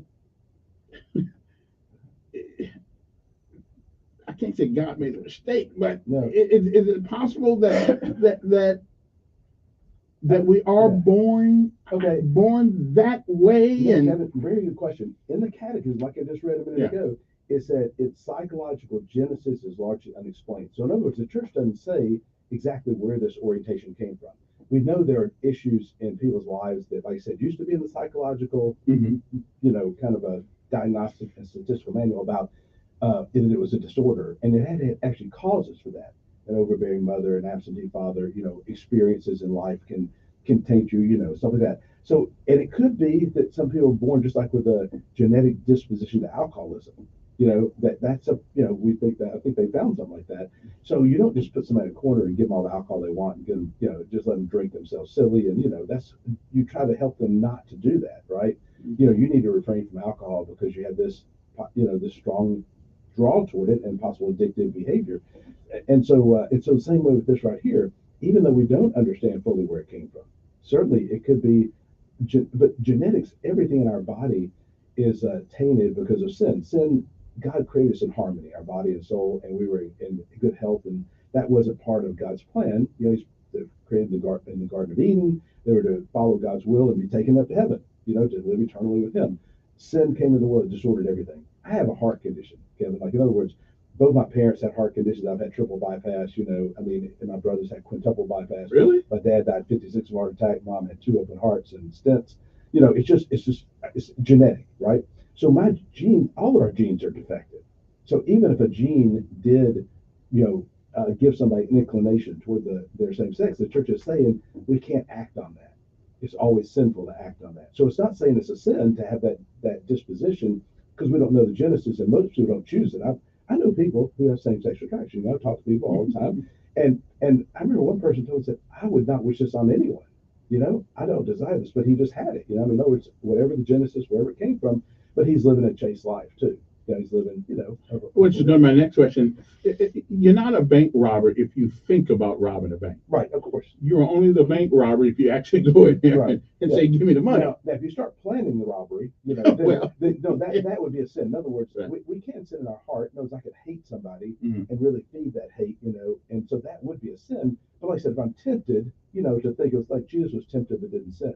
So there's temptation, even like temptation with men for women. I mean, there's a temptation there, but we have to resist that and kind of redirect our thoughts. Like even before marriage, but even in marriage, there's attractive women in the world, and we cannot look at them as objects. Yeah, we have to redirect our thoughts, and we can do that. I mean, we're human. We have free will. We have a will. It's free, but it is tainted by sin. But yeah. So you're right. It's not just a thought, but then again, we shouldn't dwell on those thoughts because Jesus said, if you lust after a woman in your heart, you commit adultery in your heart, because that's where it comes from. In other words, if my heart goes astray and I start looking at women as objects and any particular woman in that way, then my body is probably. But in the reality of mankind, yep, it's difficult. I imagine even for priests not to see a good-looking woman say, I don't know if I told you the story, Kevin, but I've been in campus ministry for 16 years at 5 campuses. So me and another guy were talking to this girl, and she's a cute girl. And that night in particular, she was really dolled up. I mean, she just looked gorgeous. Looked good. Yeah. I mean, but she was just a beautiful girl. And so me and him were talking to her, and she walks away, and I look at him, and he looks at me. And I told him, I said, she is beautiful. And he kind of took a step back and looked at me. I said, I'm celibate. I'm not blind. Yeah, exactly. You can look at the beauty of another person without wanting to use that person. And so, yeah, they are beautiful women. And not that our fallen human nature doesn't think of those thoughts of, are tempted in that way, but we really can't feed those thoughts because, like I said, we feed them.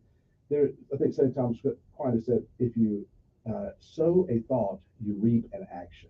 If you sow an action, you reap a habit. If you sow a habit, you reap a character. If you sow a character, you reap eternity. So in other words, that starts with our thoughts.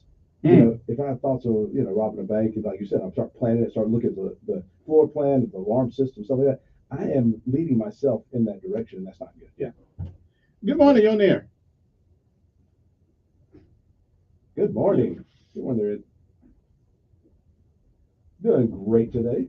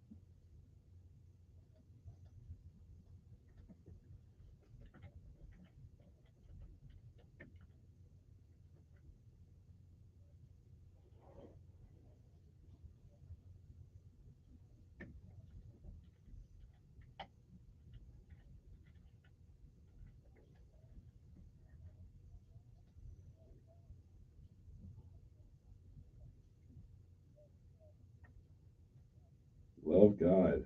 Good advice there. All right, then. Kevin, just reading one line from this. Like I said, it wasn't quoted in the news. The church has always considered only those sexual relationships that are lived out within marriage to be morally illicit. The church does not have the power to confer a liturgical blessing when that would somehow offer a form of moral legitimacy to a union that presumes to be marriage or to an extramarital sexual practice. So, I mean, it says it very clearly in here, these things, but of course that was ignored. It was just that we can bless same-sex unions. Yeah. Good morning, who's this? Oops. Hello.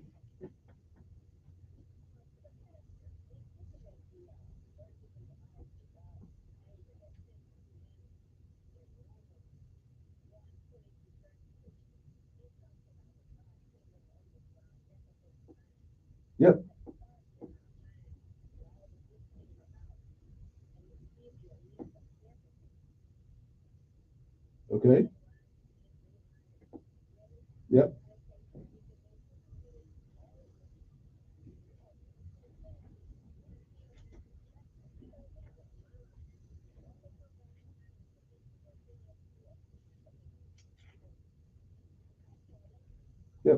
Yeah, that's what I said. I said that if we dwell on things and we, let them dwell in us, then it is. It's a reprobate mind. Exactly. Yeah, you're right. That's what St. Paul said very clearly. Yep.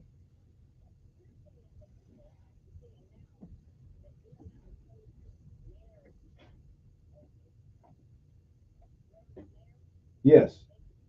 The church is not allowed to. We cannot make it in any way look like marriage. It's not marriage. It's actually a sinful situation. But just like all of us are sinners, we come to God for blessing, and it's a step in the right direction. That is what it looks to recognize that element of that person's life. Now, like I said, it's confused. I think it does lend itself to confusion and to misinterpretation. Yeah, but I mean, like I said, yeah, anybody that well, you can't you right. But I mean, we're all sinners and we all are needing God's blessings, and so, but we have to be striving to live that holy life to follow Jesus Christ. And so I agree. Yeah, it is. Like I said, pastorally, I think it's a terrible document because I think that it ties that into, it lends itself to what Kevin said and what you said, that it is somehow approving of this, even though it says in here very clearly it's not approving of it. But still, that's not what everybody's reading. That's not what the media should.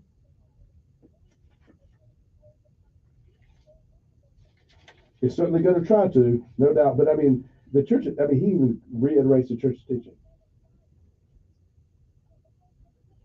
No, I mean, like I said,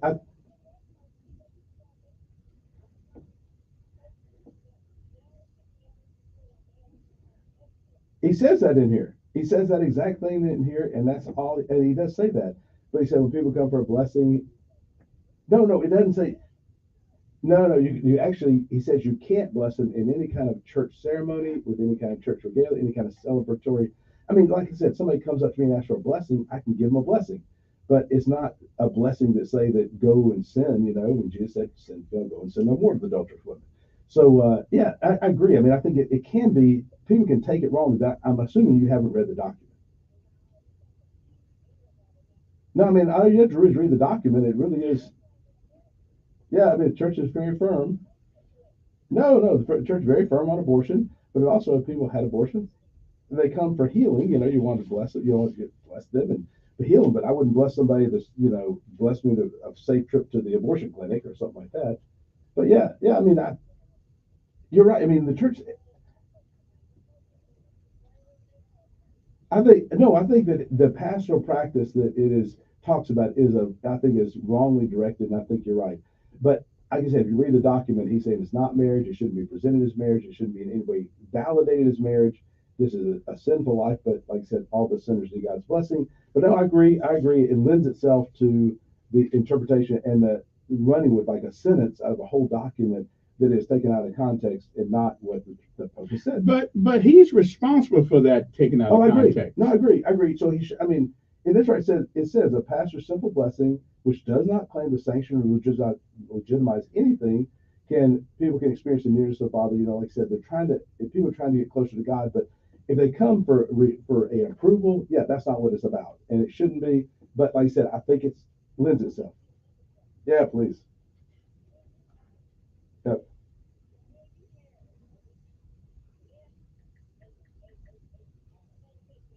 Of course not, man. We can't. This document says we can't bless them as a marriage. Well, this says we can't bless them as a marriage. We can't bless them as an act of approval. So I couldn't do any of that, which I wouldn't do anyway. But if somebody came to me for blessing, what I would do is I would say, may God lead you to live a holy life, a chaste life, a continent life, meaning not having sexual relations with your friend that if you're any friend in all your friendships, to recognize that marriage to the man and the woman. Oh, listen, I would tell him if I had a chance. And actually, I was just in Rome about 3 or 4 weeks ago. So, but he didn't call me up or anything, give me a meeting. So, no, listen, there have been a lot of people who have said the things, some of the things you're saying, that it is confusing. It is kind of dualistic, as Kevin mentioned. We're trying to play both sides, but it is very clear when you read it that this is not a marriage, and it's not to be approved, and it's not to be sanctioned in any way. It's just giving someone a blessing who ask God's blessing, but it shouldn't be upon that union in the sense of, a marital sense. I know, yeah. Like I said, it gave people some ammunition to run in the wrong direction. All right. Hey, appreciate your call. Let's Thank take you. one more. Good morning. You on there? Good Good morning. morning. Good morning. Okay. Yeah.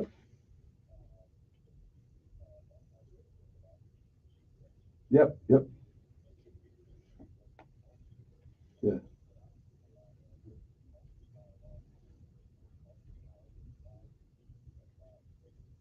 Hmm.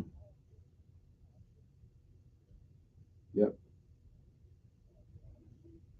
Yep. Listen, you made a great point. Thank you very much for that. And basically, to receive God's mercy, we have to repent of sin. We can't just assume this. It's called presumption, where we presume on God's mercy. He said to forgive us so we can live however we want to live. But yeah, you're right. It cost Christ a lot to give us that grace. Through the sacrifice and death on the cross. And yeah, we have to cooperate with that grace. So like I said, we can't live in sin and expect God to bless us. And that's why this is confusing. But yeah, you're right. We have to repent to receive that forgiveness. Like on the cross, Jesus said to God, His Father, He said, "Forgive them; they know not what they do." But did they receive that forgiveness? Well, if they didn't repent, they didn't. In other words, you can pour water. You turn a cup upside down and pour water; it just goes over the cup. It doesn't receive it, or it receives the water. And the same way with us, if we have the right disposition, we can receive God's grace. If we don't, we can't. We can't. Yeah. That's right. Gotta take a break. I guess it's Father James Dean from Our Lady Guadalupe Christian Catholic Church, Yeah. Guadalupe, Good. up in That's Prattville, Webb, Thompson, Webb. Yeah. Yeah.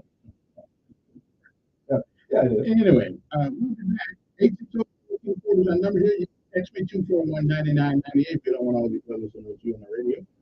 Just text me 241-9998, area code 334-241-9998. We'll be back.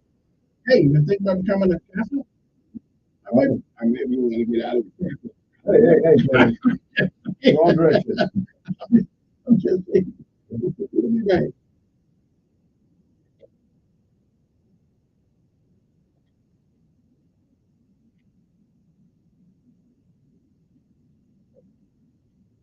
Kevin, we go.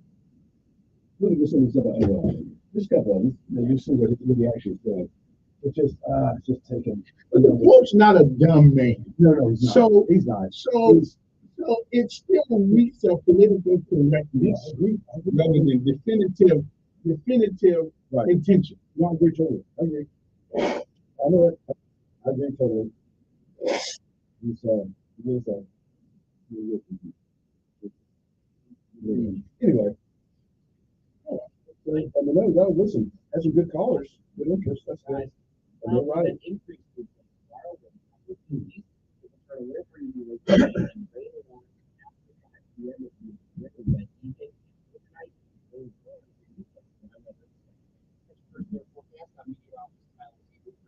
Yeah, what's going on in life here? Montgomery's Skywatch Traffic, brought to you I was in Rome last week. Rome? Well, it must be nice to be a world traveler. It was. I took it through 24 people. Yeah, I was herding a bunch of cats. Man, I don't like airplanes. Yeah, I don't either, especially on that flight. Atlanta to Rome is like 9 hours. Like, man, that's tough. Russians may say, "Oh, we thought it was a warplane." Yeah, right. Yeah, okay. And if we were shut down, this is not good for us. I knew it was nice because of this. You can sit over here. Yeah, I'll do that. by Christian Care Ministries. If you haven't switched to Medishare, two big reasons to be considered and why it makes so much sense.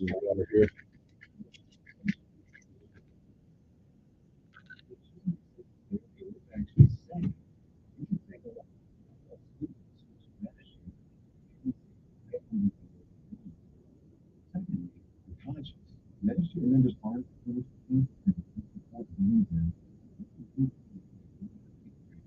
need to actually help people.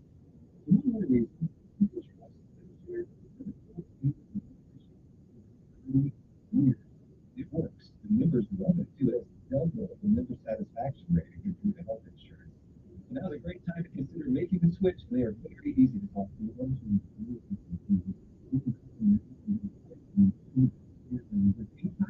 855-51.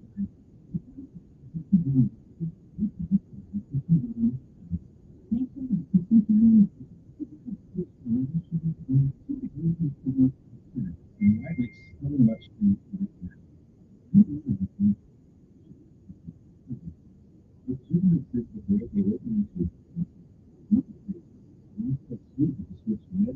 Typical family saves $500 a month.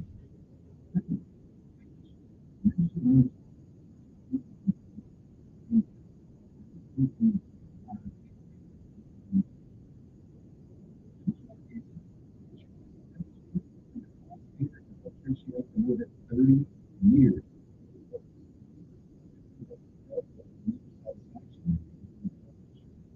Now's a great time to consider making the switch.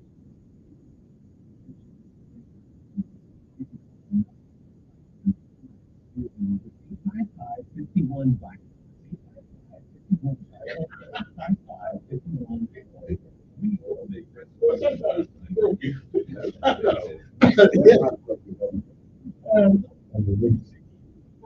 Some things are off limits. Or should be. Not always.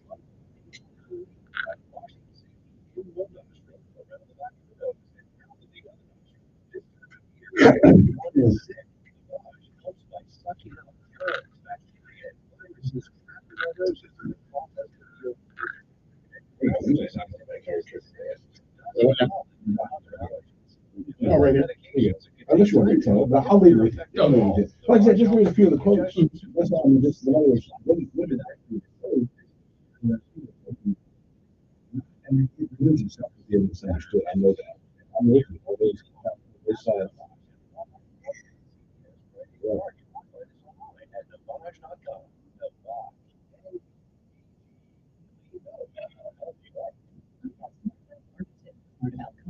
When it comes to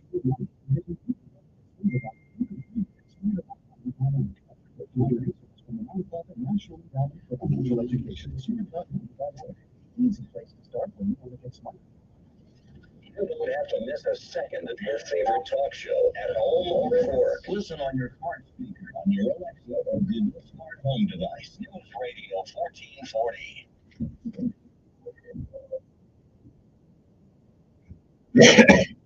It's 7:43 on this Thursday morning. Our guest is Father James Dean from Our Lady Guadalupe Catholic Church, all the way up there in the great metropolis of Wetumpka, Alabama. We were there last night, as a matter of fact. We should have dropped by. Yeah, I was someplace. They got a nice little place up there off of that road there. It's a long road. It's a road that I would never go down. It's a nice place. It's a roaring place. It is, because the crap was overgrown. It just really took off crazy. Build a house. Yeah, we talked to build a houses too. It was growing. Good morning on there. Good.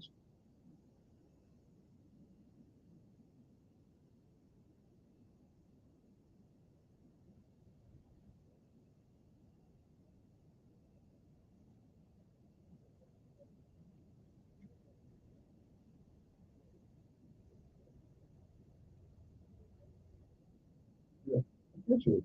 Yeah. Oh yeah, yeah, yeah. I know you asked a question. Yeah, of course it is.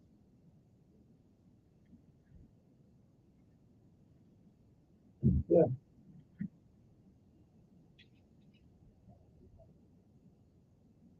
Yeah. No, the animals on there pretty well. Right.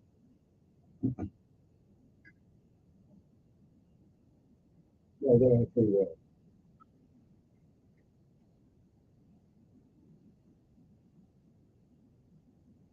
Yeah. Well, I think when they say that, you're acting based on the animals act on instinct. I mean, there's no kind of morality in the animals, especially think sexuality in their life. You know,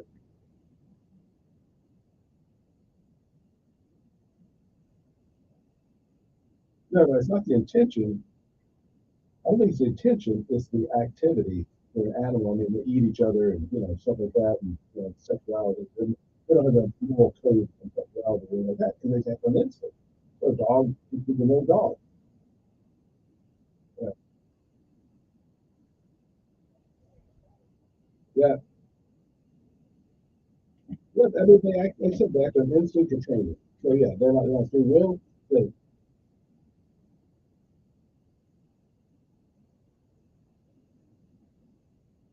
the animals, like I said, they're created by God, of course, and they are for our service. In other words, we use, horses, mules to draw, plows to the field through the years, to ride horses. Other than that, we also eat animals. So animals are made for us. We should treat them in humane ways. Like if we just torture an animal for no reason, it's called being inhumane. It's not because the animal, we think the animals, because we're not acting as a rational human being or a good person, hurting another living being for no reason. So the animals don't have free will, so they can't choose to do good or evil. They can't love, because they act as they if you feed them, they'll be happy. If you pet them, well,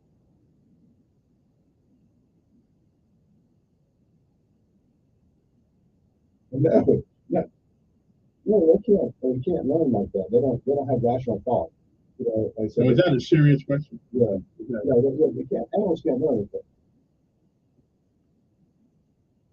Okay. But they learn from being taught. So in other words, if you do something, you tell them still feed them. They think, okay, every time I do this when he says this, I'm going to get fed. I'm going to get a snack. They're going to act in that Called way. conditioning. Like Pavlov. Pavlov's dog, exactly. Good morning, this. Hello. Bishop Strickland, of course. Yeah. Of course, I've written him a letter.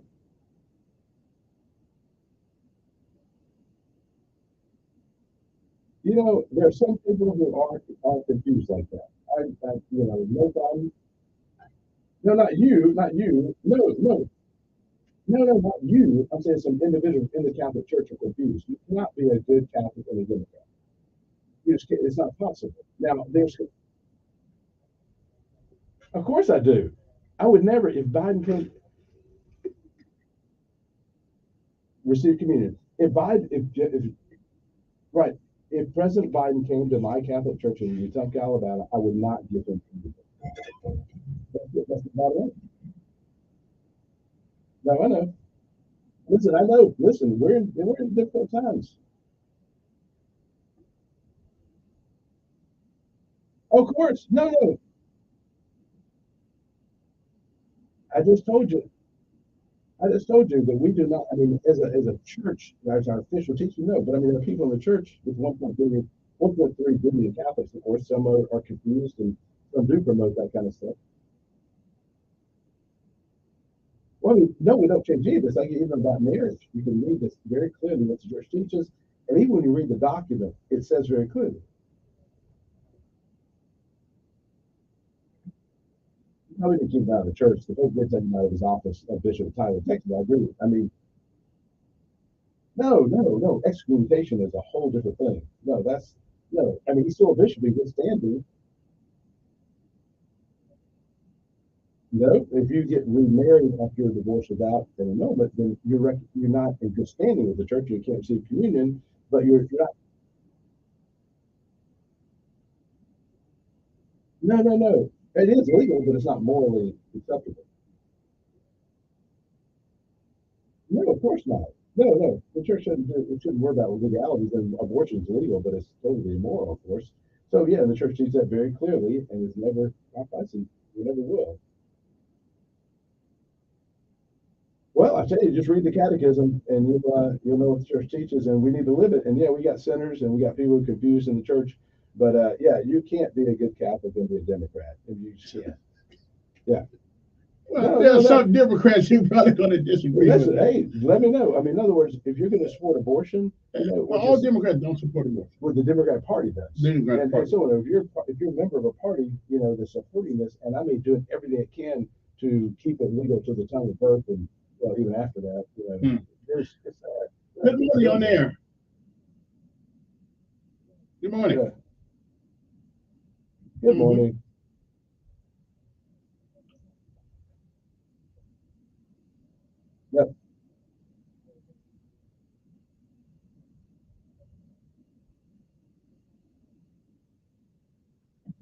I hope so.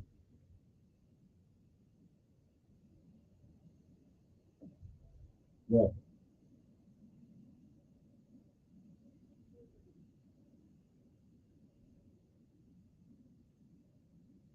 Yeah.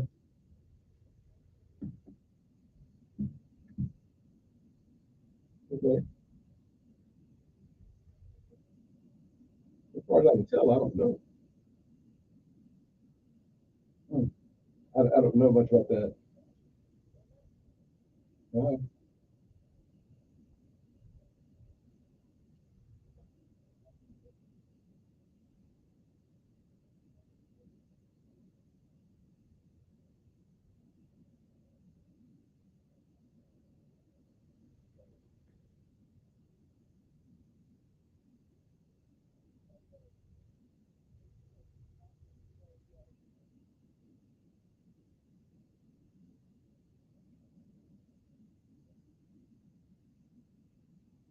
yeah.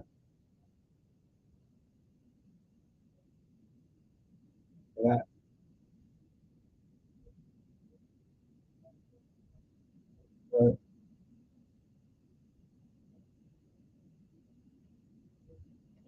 no, that's a really good question. When you're looking at politics, I mean, I'm not voting for states, I vote for politicians, and I know they all have flaws, of course. And I'm going to vote for the politician who I think is going to do the best job of governing our culture, and certainly in conjunction with the natural law of God. You know, so that's what I'm looking for. In a primary, of course, I'm going to vote for the candidate, you know, that I think is going to do the best job. And if I, in the election, I'm going to have two candidates that are viable, and I'm going to vote for the best candidate I can, you know, find that, that right thing. Yeah, you're right. I mean, in the primary, I vote for whoever I thought was going to be the best candidate. And I don't know anything about the evangelical church and the relation with Mike Pence. I think the evangelical church is a unit, you know, like the Catholic Church is. We have folks that have the church and have bishops and dioceses and stuff like that. So, yeah, I don't know how I don't know how the evangelical church as a whole would enact something like, you know, Mike Pence. It might be a group of evangelicals who, you know, supported Trump over the Pence. You know, I don't know how they operate. Good morning on air. Hello.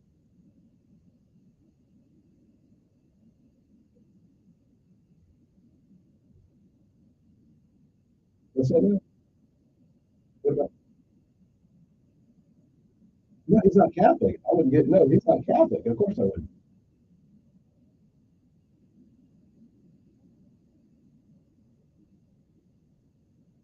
Well, first of all, if he became Catholic, he had some previous marriages that would need to be rectified. And so there's a lot of conditions that would make you have to do some things to become Catholic. And one thing is you're putting your sins. So I don't know if he's so open to doing that. So, you know, you're talking about that. That's very hypothetical. Yeah.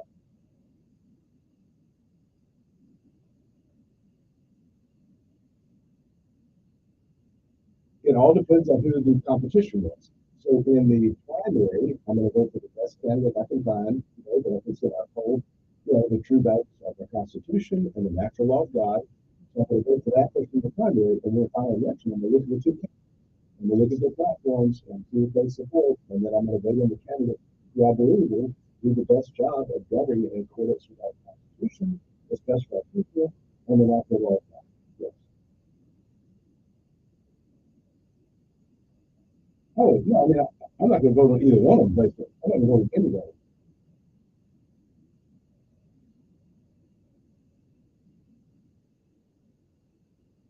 Yeah,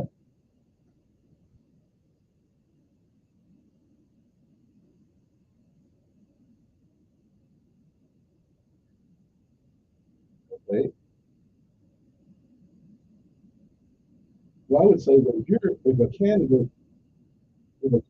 is saying, if a candidate is saying, I support abortion to the limit of birth, even during the process of birth, which is a part of it, if you don't know that value of human life, how can you do anything else you do and base that value of human life?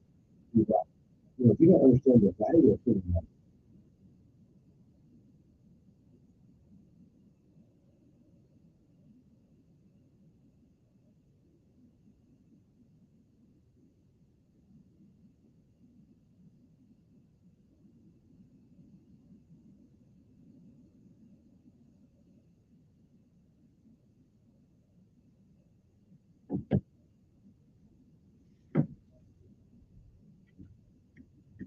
I would say that I do not support the death penalty, of course, and the Catholic Church is opposed to that, except in extreme cases to protect society, self-defense.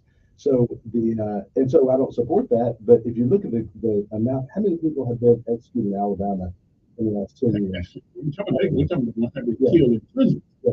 Okay. I mean, they'll get killed in prison by other prisoners. Yeah. I mean, oh, well, yeah, that's not good either, obviously. What kind of killing?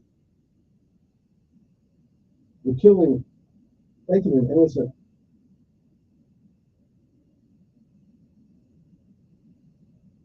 Now, there's a question though about the morality. In other words, if you take the life of somebody who's coming at you with a knife and you shoot them, is that murder? No, of course it isn't. That's self-defense. So it's not. You did kill someone, but it's not wrong, and no court is going to prosecute you for that. So there's different. Yeah, it's criminal.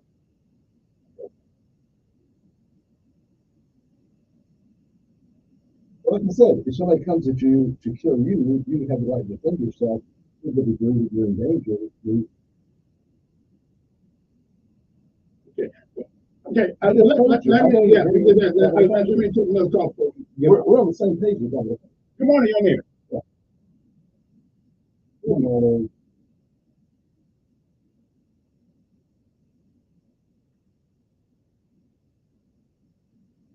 Yeah, it's a good choice. Yeah. Yep. We make bad choices all the time. Yeah.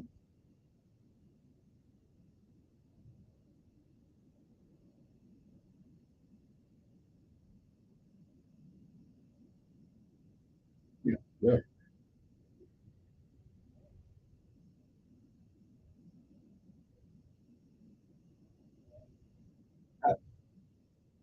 No, I agree. Especially everybody is best. I agree. And you have to make choices about the candidates and what they stand for.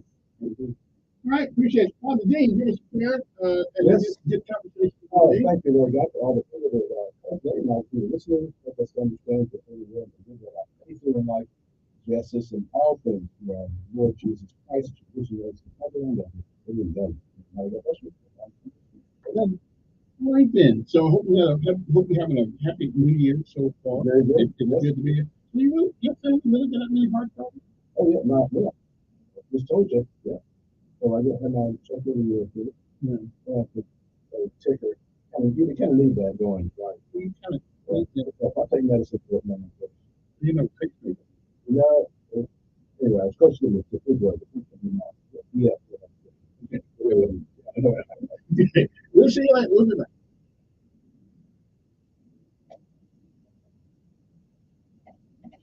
That infection fraction kind of when I was down and pretty low, I had to hit the like that, so it shocked me. I needed it. But anyway, I didn't need it. So yeah, so I got it. Other than that, but yes, everything's working. Working good. I've got over 10 years ago. Yeah. I think we do it.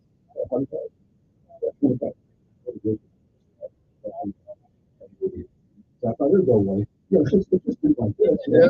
And it did go away. Sitting in emergency, sitting in emergency room, They kind of had a no way to yeah, that was an idiot. I shouldn't be here. You've been a man. Yeah, exactly. Yeah, I know. But I think I probably did say adequate. Yeah, I know. We got some college. Good.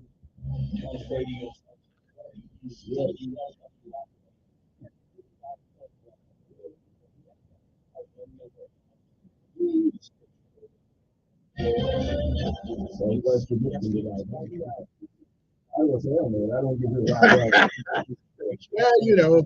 Well, Notre Dame won, so hey.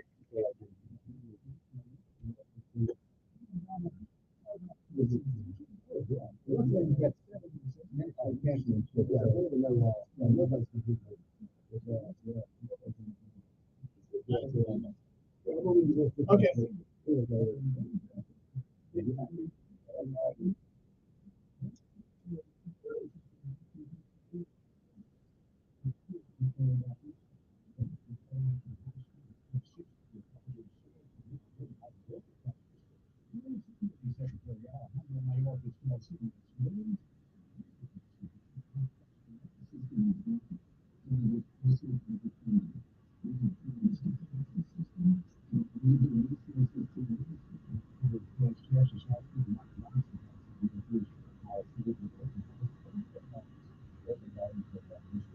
Orders that began this chaos. Remain in Mexico is one of them. Johnson says he wants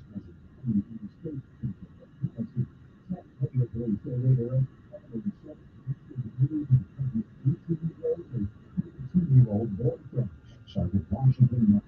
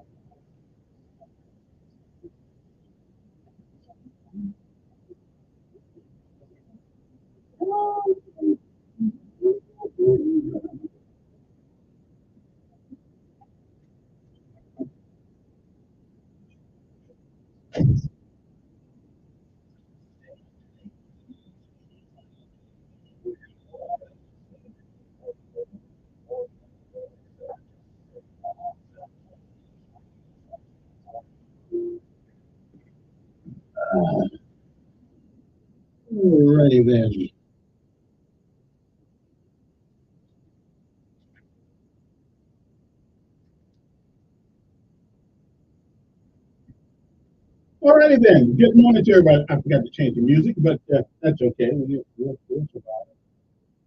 Good Catholic music, some good music. You ever notice when they have the movies on the scary movies on television or the movie theater, it's always got Catholic background. They know how to scare the hell out of you, literally, and at least in those movies. Anyway, good morning to everybody. Hope this day finds you well. Somebody said even on Thursday you talk about the dumbest stuff. Well, you'll get over it. What's dumb to you may not be dumb to somebody else. What's dumb to me may not be dumb to you. So but I believe it's important what people believe, and hey, enough of that. I believe it's important to know what you believe in and why you believe it. A lot of us just believe things like voting Democrat. I mean, voting Democrat's tradition. It's got nothing to do with what the doctrine is. Most people don't know the doctrine. They just know. Well, my mama was a Democrat. My dad was a Democrat. My mama was a Baptist. My dad was a Baptist. So hell, I'm a Baptist too. Okay, I said, do you know who came up with the Baptist church? No, we don't. Okay. Anyway, and again, you don't give somebody who's not a Catholic Holy Communion. Now we do that in the Baptist. Well, in the Baptist we do communion in the Baptist church. I'm not a Baptist either. Though. I just go to the church that actually kind of fits my mood. That day I don't really care about denominational titles. If there's only one God, if you say God, you got to be talking about Him. 860-1440 number here. Want to give us a call? Let me talk to you. I forgot. I forgot to do this year. I'm doing it tomorrow though. Normally at the end of the year we give you a roadmap to the future, and we're going to do it this Friday. As a matter of fact, in the 8 o'clock hour. It's our end of year, beginning of year commemorative speech, and I didn't do it this year because I was out laying in the bed someplace sleeping or something. But we all have to be focused on where it is that we think we want to go. Good morning. Who's this? Oh, pretty good.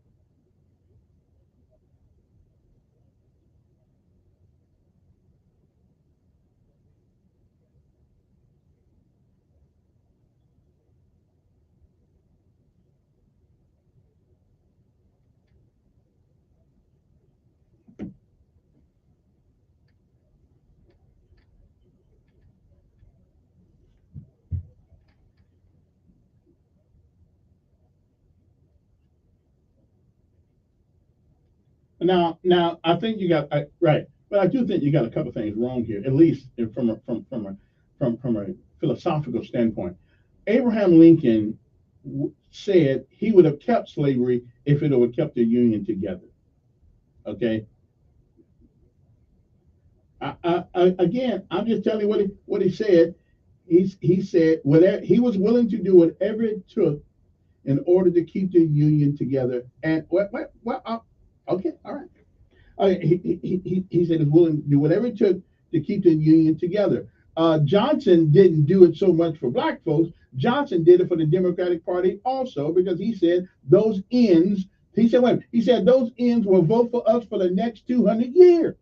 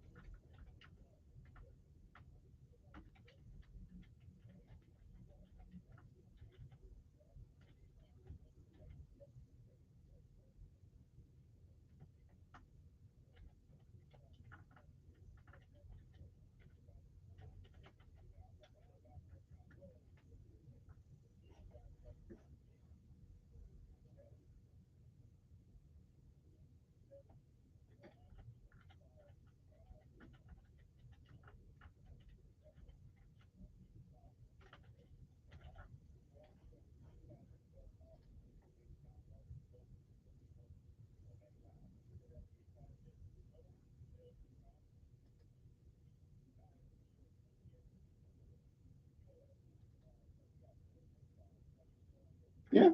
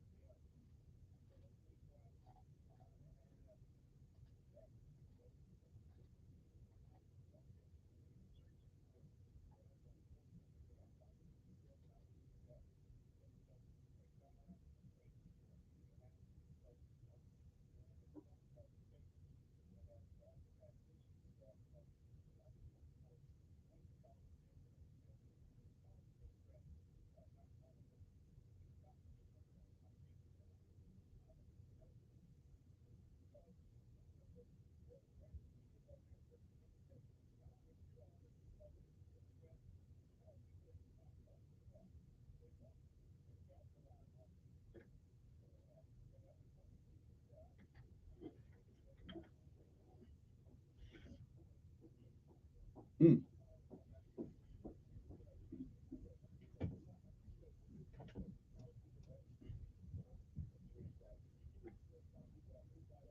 Yeah. Mm. All right. Appreciate it. Good morning. Who's this? Yes. Mm-hmm. I'm doing pretty good. Yeah, that was him. Well, he was telling me his truth. That's okay. He was telling me his truth. I've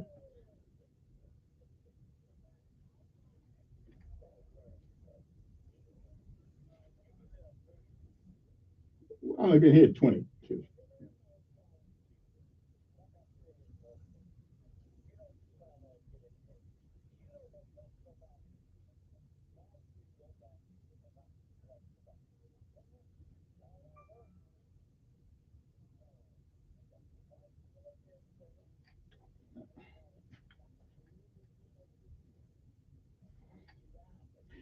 Now that's not true, right? Anybody who wants to come to this microphone can come.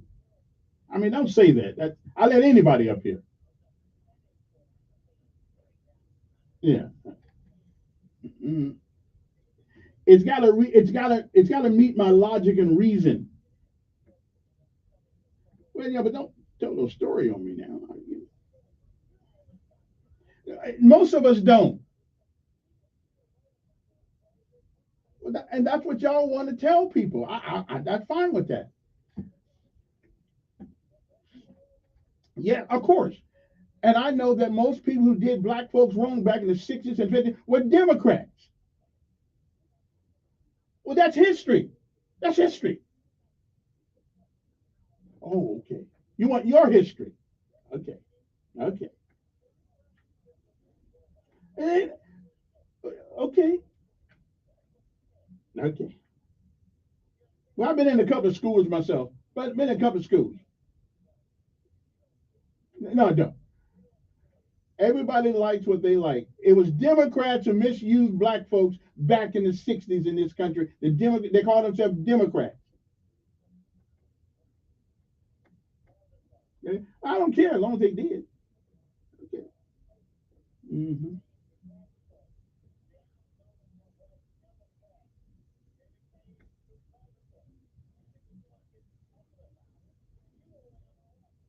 Mm-hmm.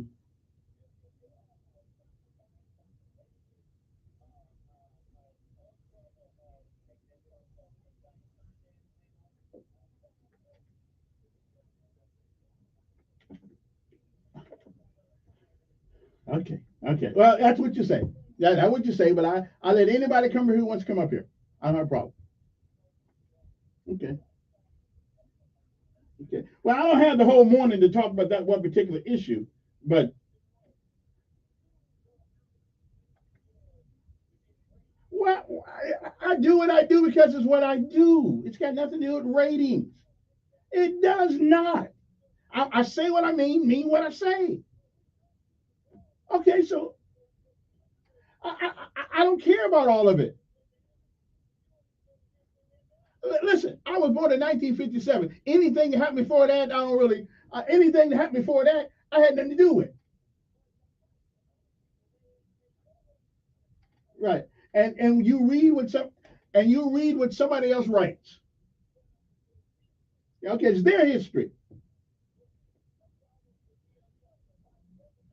Yes.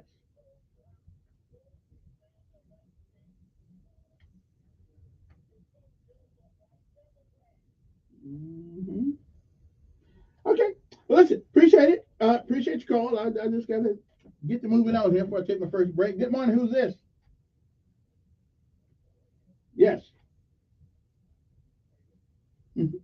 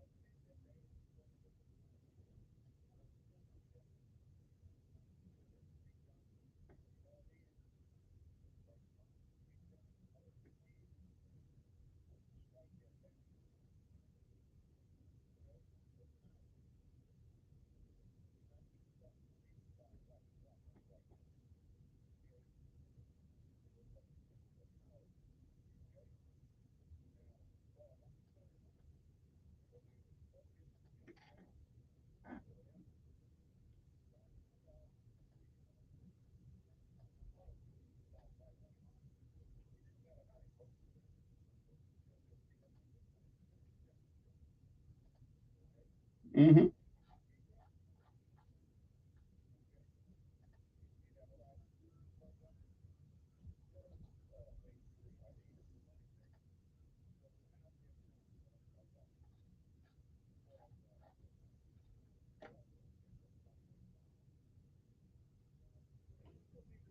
Okay. All right. Yeah. Yeah. We can always agree to disagree if there is room for compromise intellectually. I'm all for that. Uh, yeah. All right. I appreciate it, bro. I appreciate it. Yeah, I got to take a break in a minute, but let me just give you a little history on Lincoln. Everybody gives Lincoln all this credit all the time. In 1864, a letter to Albert Hodges, a Kentucky editor, Lincoln stated, "I am naturally anti-slavery. If slavery is not wrong, nothing is wrong. And yet, I have never understood that the presidency conferred upon me an unrestricted right to act officially upon this judgment and feeling. Lincoln continued to lay out the circumstances that led to his issuing of the Emancipation Proclamation. Early in 1837, Lincoln had taken a stand, declaring slavery to be founded on both injustice and bad policy. In 1854, speaking against the Kansas-Nebraska Act, Lincoln referred to the monstrous injustice of slavery before delivering a colonization and gradual emancipation, two options that he would consider during his presidency.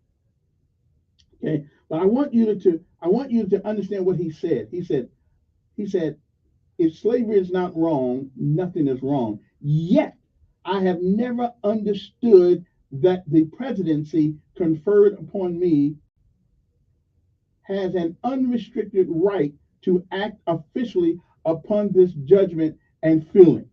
Okay, the Lincoln saw slavery as a moral evil is obvious. That he believed slavery was an institution protected by the Constitution is equally true. So let's take a break and we'll come back. So I say there's a little hyperbole there, don't you think? he was torn between keeping it and getting rid of it. It was not a definitive state. It was not a definitive position on him. And had it been somebody else came with something else, we probably would have still been on the back of the bus. So we give Lincoln a lot of. He said he didn't think that he had the authority to do it, and he thought that it was a constitutional institution. We'll be back. Montgomery Skywatch Traffic, brought to you by Sons Automotive, family owned, family driven, on News Radio 1440. Sponsored by Think It Up. Think It Up is an initiative to activate student-powered, teacher-led learning projects. Students and teachers, how can you spark great learning experiences in your classrooms today? Join at thinkitup.org. Good morning, Montgomery. We've got several things going on now, so please use caution. Highway 14 at 111 in Wetumpka. There's an accident there. Wetumpka Highway 231 northbound at the North Boulevard. We've got a crash there involving an overturned vehicle. 65 northbound, we've got a major accident. Right lane is blocked about mile marker 160, so that's about 2 miles north of Painville and about 4 miles south of Hope Hall. So be careful. Invisible Fence has Boundary Plus technology, giving your pet more play area right up to the boundary. No confusion, no lockouts, and no stress. Call Vicky at Invisible Fence, 265-2585. Buckle up, it's the law. From Montgomery Skywatch Traffic, this is Major Delay. Turn up your radio. Here's the Sean Hannity Morning Minute.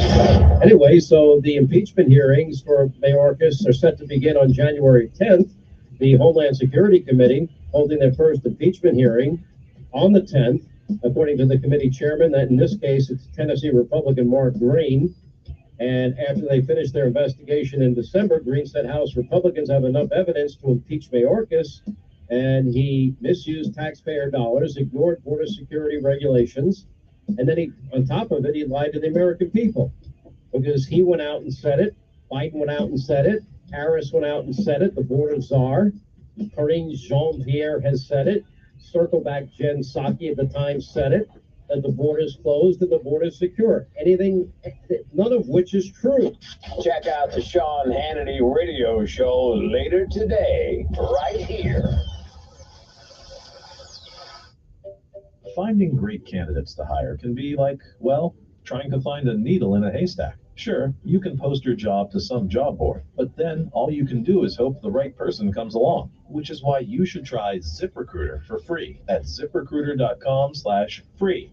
ZipRecruiter doesn't depend on candidates finding you. Its powerful technology identifies people with the right experience and actively invites them to apply to your job. You get qualified candidates fast. So while other companies might deliver a lot of hay, ZipRecruiter finds you what you're looking for.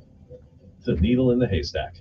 4 out of 5 employers who post a job on ZipRecruiter get a quality candidate through the site within the first day. ZipRecruiter, the smartest way to hire. And right now, you can try ZipRecruiter for free. That's right, for free. Just go to this exclusive web address, ziprecruiter.com/free. That's ziprecruiter.com/free. ziprecruiter.com/free. Need certified collision repairs or just have a check engine light on? Trust the car doctors at Chico's Auto Pro, where friends and friends.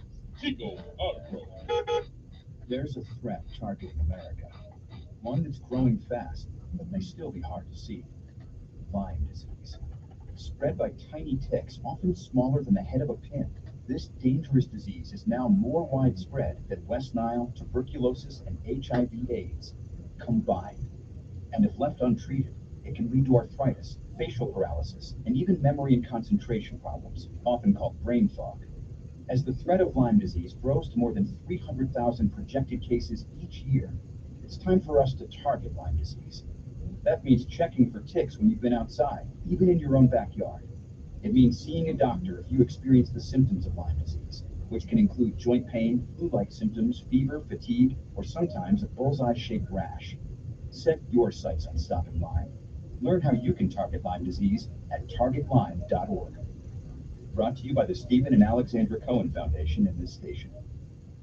Hi, I'm Dr. Anita Chandra with today's tip for kids from the American Academy of Pediatrics. As a parent, you are your child's first teacher. Like all students, kids will make mistakes. Your goal is to encourage the behavior you want to see. Set clear expectations, reward good behavior, and withdraw privileges when needed.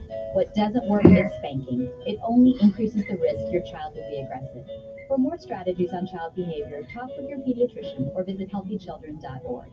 With just a couple of clicks on Amazon, your items come to your door in a day or two. With just a simple phrase to your Alexa smart speaker, your favorite talk shows come to your speaker in seconds. Alexa, play News Radio 1440. And we are back. Good morning, everybody. Before I do one more thing, here's this is Abraham Lincoln wrote a letter to a guy named Honorable Horace Greeley, and he said pretty much what he said in that letter was, if I could keep the Union together and keep slavery, I would. He said, if I can get rid of slavery and keep the Union together, I will. So Abraham Lincoln was on both sides. His concern was not black folks. His concern was, and listen, from a strategical standpoint, I understand a house divided cannot fall. But he was not necessarily for black people, but he was for keeping the Union together. And I mean, and he said so in the letter. He said, if I can keep it, slavery, and keep the Union, we keep it, because he was not sure constitutionally that he had the authority to do away with it. He thought that slavery. Now I don't know which one of them articles of the Constitution he looked at. He said, but he was not sure that slavery was not constitutionally protected. So hey, anyway, 860-1440 number here. Good morning. Who's this? Pretty good.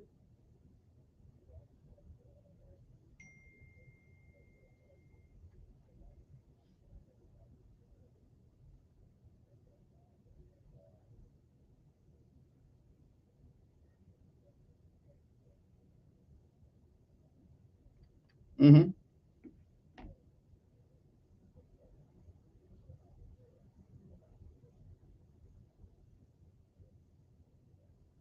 Yeah. Yeah. Yeah. All right. Hey, appreciate your call. 860-1440. Good morning. Who's this?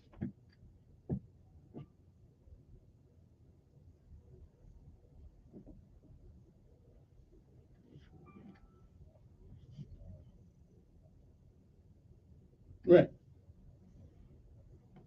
He did.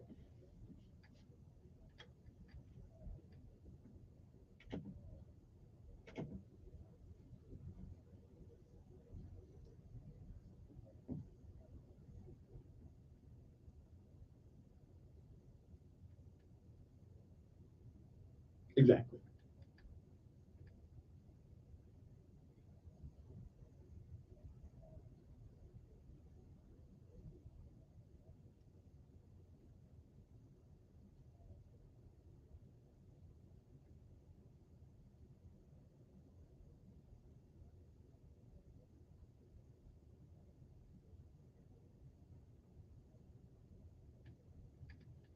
Right.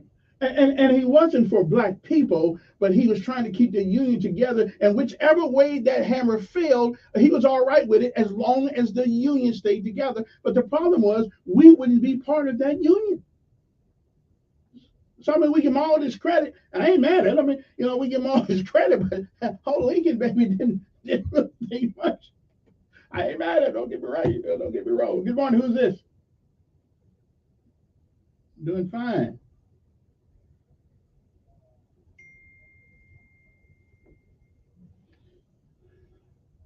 What can we say, man? Really, what can, the parents that we got parents out there evidently did not do a really very good job with their child. I mean, what can you say about it? It's a tragedy. It's a tragedy. Right, right. That's what I can do. Okay.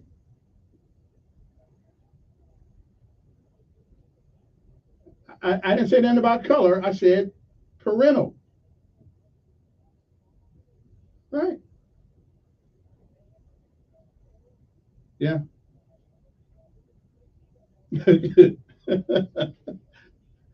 uh, it's up to the parents first, though, brother. It's up to the parents first. Yeah. Winning. Yeah, he going. Yeah, he going. Yeah.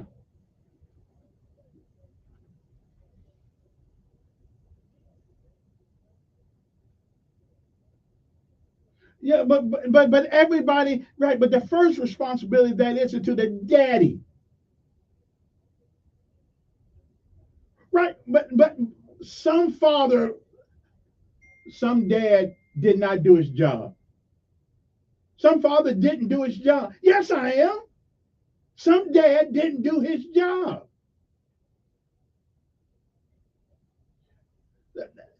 And that's because some man again is not involved.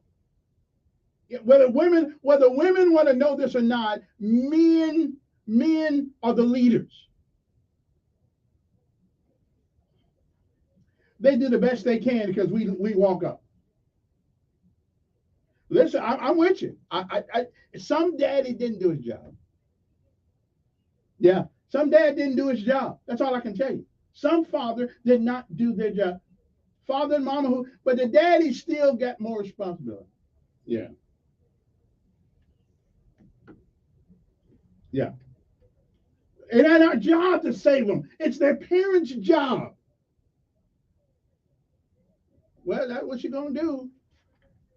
I mean, listen. If our court system did one thing, that it would change the paradigm, and I mean that means have a massive policy about fathers who are not involved with their kids. I mean, you go after them under every crook and cranny. You put them in. You do whatever you have to do, but you find them and you severely get on them, because until that happens in our community, yeah, with that, right? You stop the violence by having a father involved with his child. Yeah, who else want to put it on? And right again, that's still a father. That's still a father. And I appreciate it, but it's still the father at the beginning of this whole situation. It's still a dad somewhere who has not made an impression on his son. Now, I don't know why that is. I don't know why. I mean, people have been getting divorced forever, but you still pay attention to your kid. And if the DA wanted to do something, because putting the brother in jail don't help his son very much, because now he in jail waiting for his son to get there. So we've got to change it. We got to start holding men ought to hold other men responsible if we know they have a child someplace and they're not doing what they need to do. That's all I can say. When you're 14 years old and you hurt somebody, it's too late to talk to you. Good morning.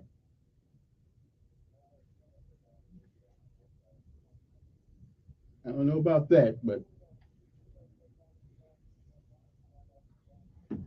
no, we ought to hold the mother responsible. and that may be so too. But if the mama, if your mama don't know who your daddy is, we need to give her some counseling.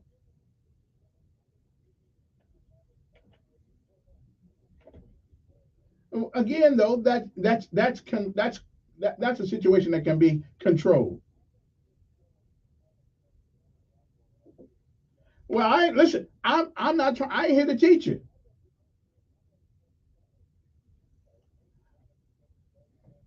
Sure. Again, all I'm saying. Wait a minute.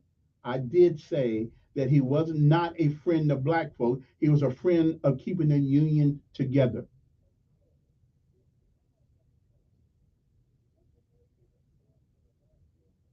It'll be the first and last. See you later. Uh, Good morning. Who's this? Yes.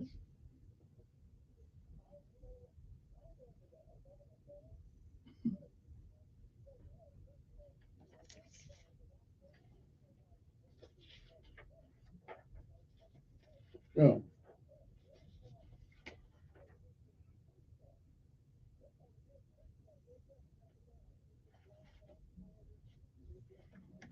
They get a lot of them getting $3,000 a month. Yeah.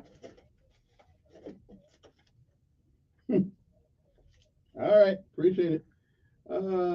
Good morning. Who's this? Morning.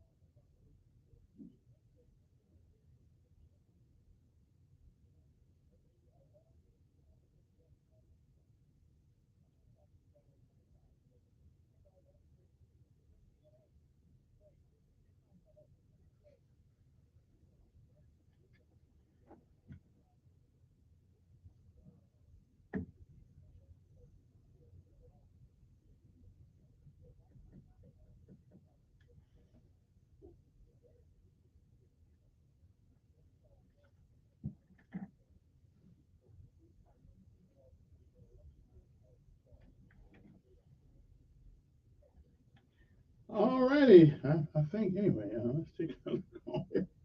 Ooh. Good morning.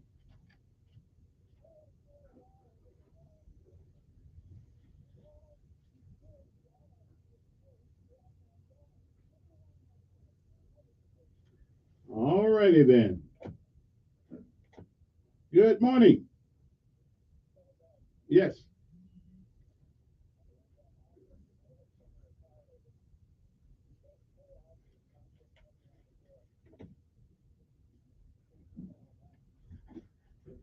Well, I didn't vote on putting this guy to death. They did. His jury, maybe his jury, but not all the people. Just mm-hmm, mm-hmm. It's approved by some of the people of Alabama, not all of us. But right. Well, now you make a point. Okay, I listen. I hear you. I hear what you're saying. I mean, I see what yeah, I see what you're putting down. But to say all is a big word, all inclusive. And I didn't vote for the death penalty. Well, I'm part of the people of Alabama. Okay, so I didn't vote for it. Okay, see, so yeah, okay, and they were. I think they were. Yeah, and you're probably right. I think they were wrong. I think one of the worst things we do now.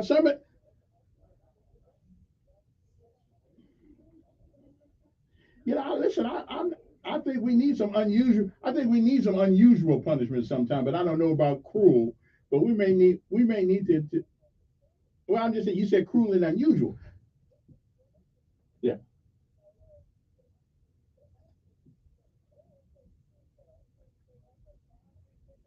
Yeah. Sure. Sure. But when we become like the person we're punishing, what makes us any better?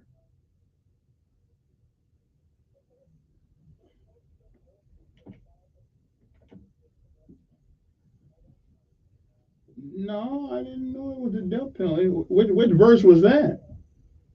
I know in Cain and Abel, when Cain killed his brother, or was it Abel killed Cain? The good Lord said, well, where is he at? He said, well, am I brother's keeper? And everybody took that one sin and said, we all are our brother's keeper. Well, I don't know if we all are brother's keeper or not. But mm, I mean,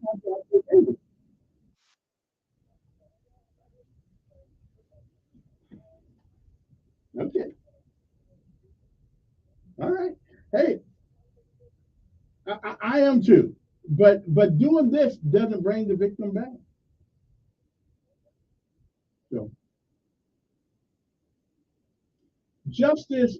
The next time we talk, define that to me. What justice is? Okay. I appreciate it. I gotta go to the We'll be back. 8:45 in the morning. Right here on News Radio 1440. Hot news and sometimes burning issues.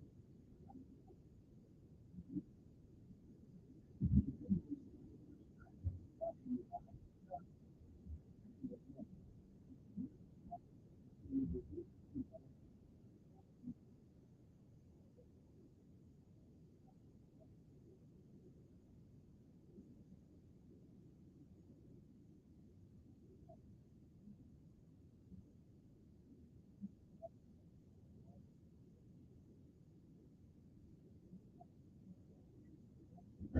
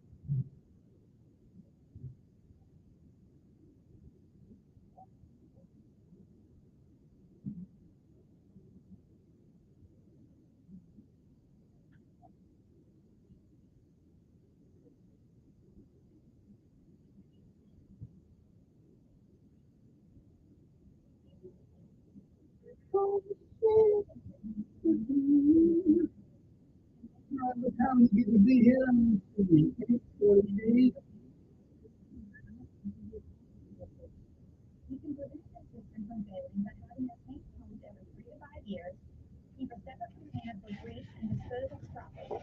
Use detergent, flow, and phosphate. For 7 days, this will not overload the system with too much water. This method is added in the Department of Public Health. I have some tips for you. First, I did some reading about it. I found a lot of great advice on how to quit smoking and picked out the way that would work best for me. I started by setting a quit date. Then I threw out my life and match. I did other things too, like exercising more and everything. But I still get crazy, especially on long drives. To help me with that, I put a picture of my mother in the car. She died of lung cancer from cigarettes when I was only 16. Well, I have a 16-year-old daughter. And that picture of my mother reminds me that I don't want to miss all the things my daughter is going to do in her life. She turned 17. You can quit. Call 1-800-QUIT. A message from the U.S. Department of Human Services and CDC. Hey y'all, this is Andrew. Being in the music business, traveling and working late doesn't do great things for my routine.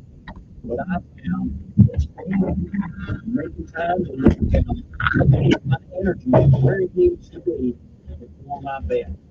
What you do, or where you are, make time to stay in shape. You'll feel better. Make time to stay in shape. This is brought to you by Smart speakers are great because you don't have to turn push a button and listen to news radio 1440. Say, all the time, news radio 1440. You're good to go. All righty then, yeah. 14-year-old child in deadly mugging. That's a tough thing. I don't even know how you can be 14 and think about doing something like that. But it is what it is. That's the way it is in the days. Anyway, you're gonna get an IEP for that. Good morning, you're on there. Yeah.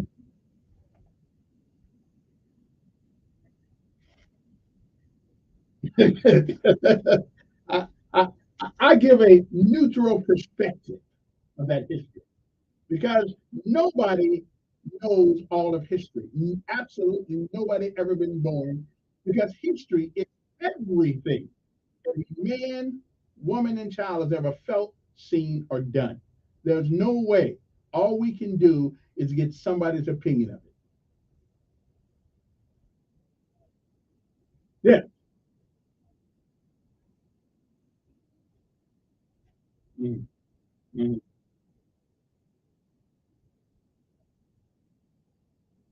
I don't think Todd was saying that. Now, I think what he was saying is that sometimes we shed a light on something for a long time until people begin to see what else is around it.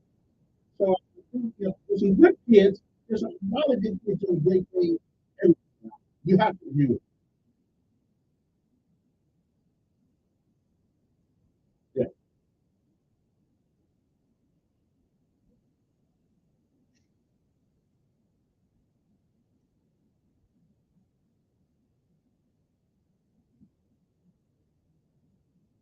Right.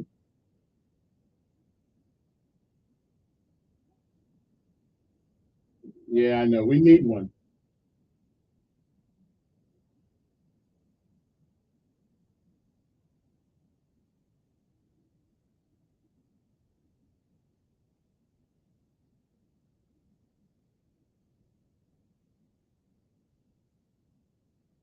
Hmm.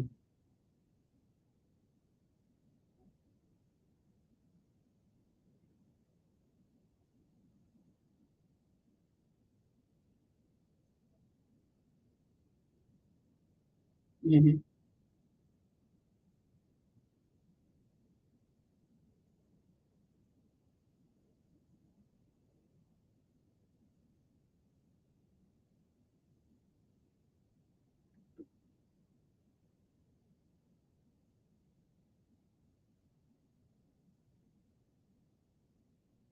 Hmm. Hmm.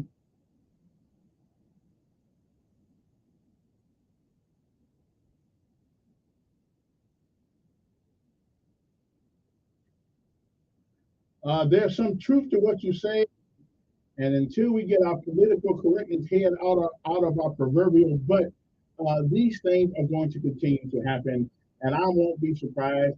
Hell, we already had a 6-year-old shoot a teacher up in what's that, Connecticut, someplace, almost 7, 8 months ago. So the numbers are getting younger and younger because for some reason we want to do away with the old traditions of the past. I even got a commercial here that I have to run that says, "Ooh, don't spank your child. That only makes them more aggressive." Yeah, really? Bring it on. You know, I don't know. Woo.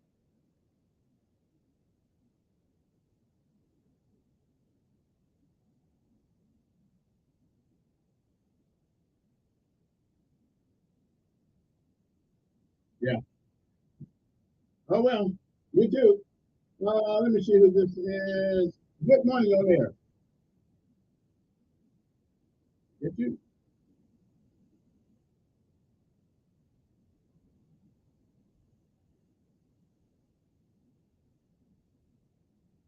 I've heard that. Hmm.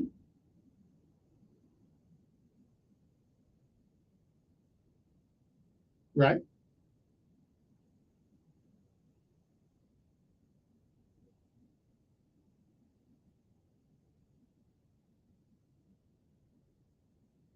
I don't think. I think that's not necessarily the context. You break into people. Wait a minute. You break into people's country. It also says obey the laws of the land. Listen. But then why not get those same things from the people in your own country? Why invade our country? They are invading this country.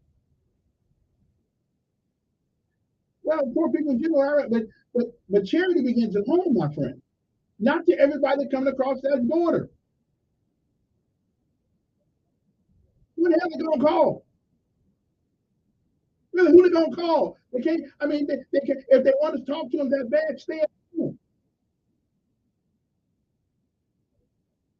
and that's fine. But at all, well, let me ask something though. Poor people can't give nobody. They can't give you a job. They can't do nothing for you but be poor with you. It's us who give. Wait, it's us who give it to them. And again, wait, if it's not for rich people, the poor folks don't have a way to make money.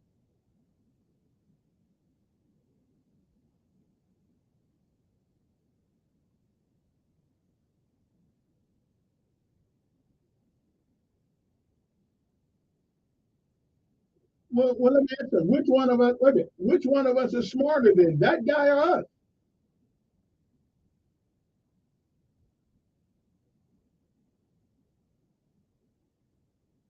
I mean, right. I agree. The best way to make money, though,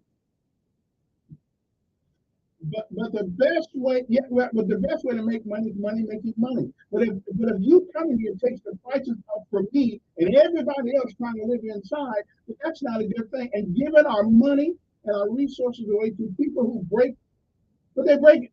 You don't get rewarded. So we're rewarding people for breaking the law. Well, let me ask you a question. Well, let me ask you. Right. Don't you think we got wait? Don't you think we got enough poor people here already? If we did a good job taking care of them, we wouldn't have the money and resources to take care of millions of people coming across that border. We need to take care of our own people.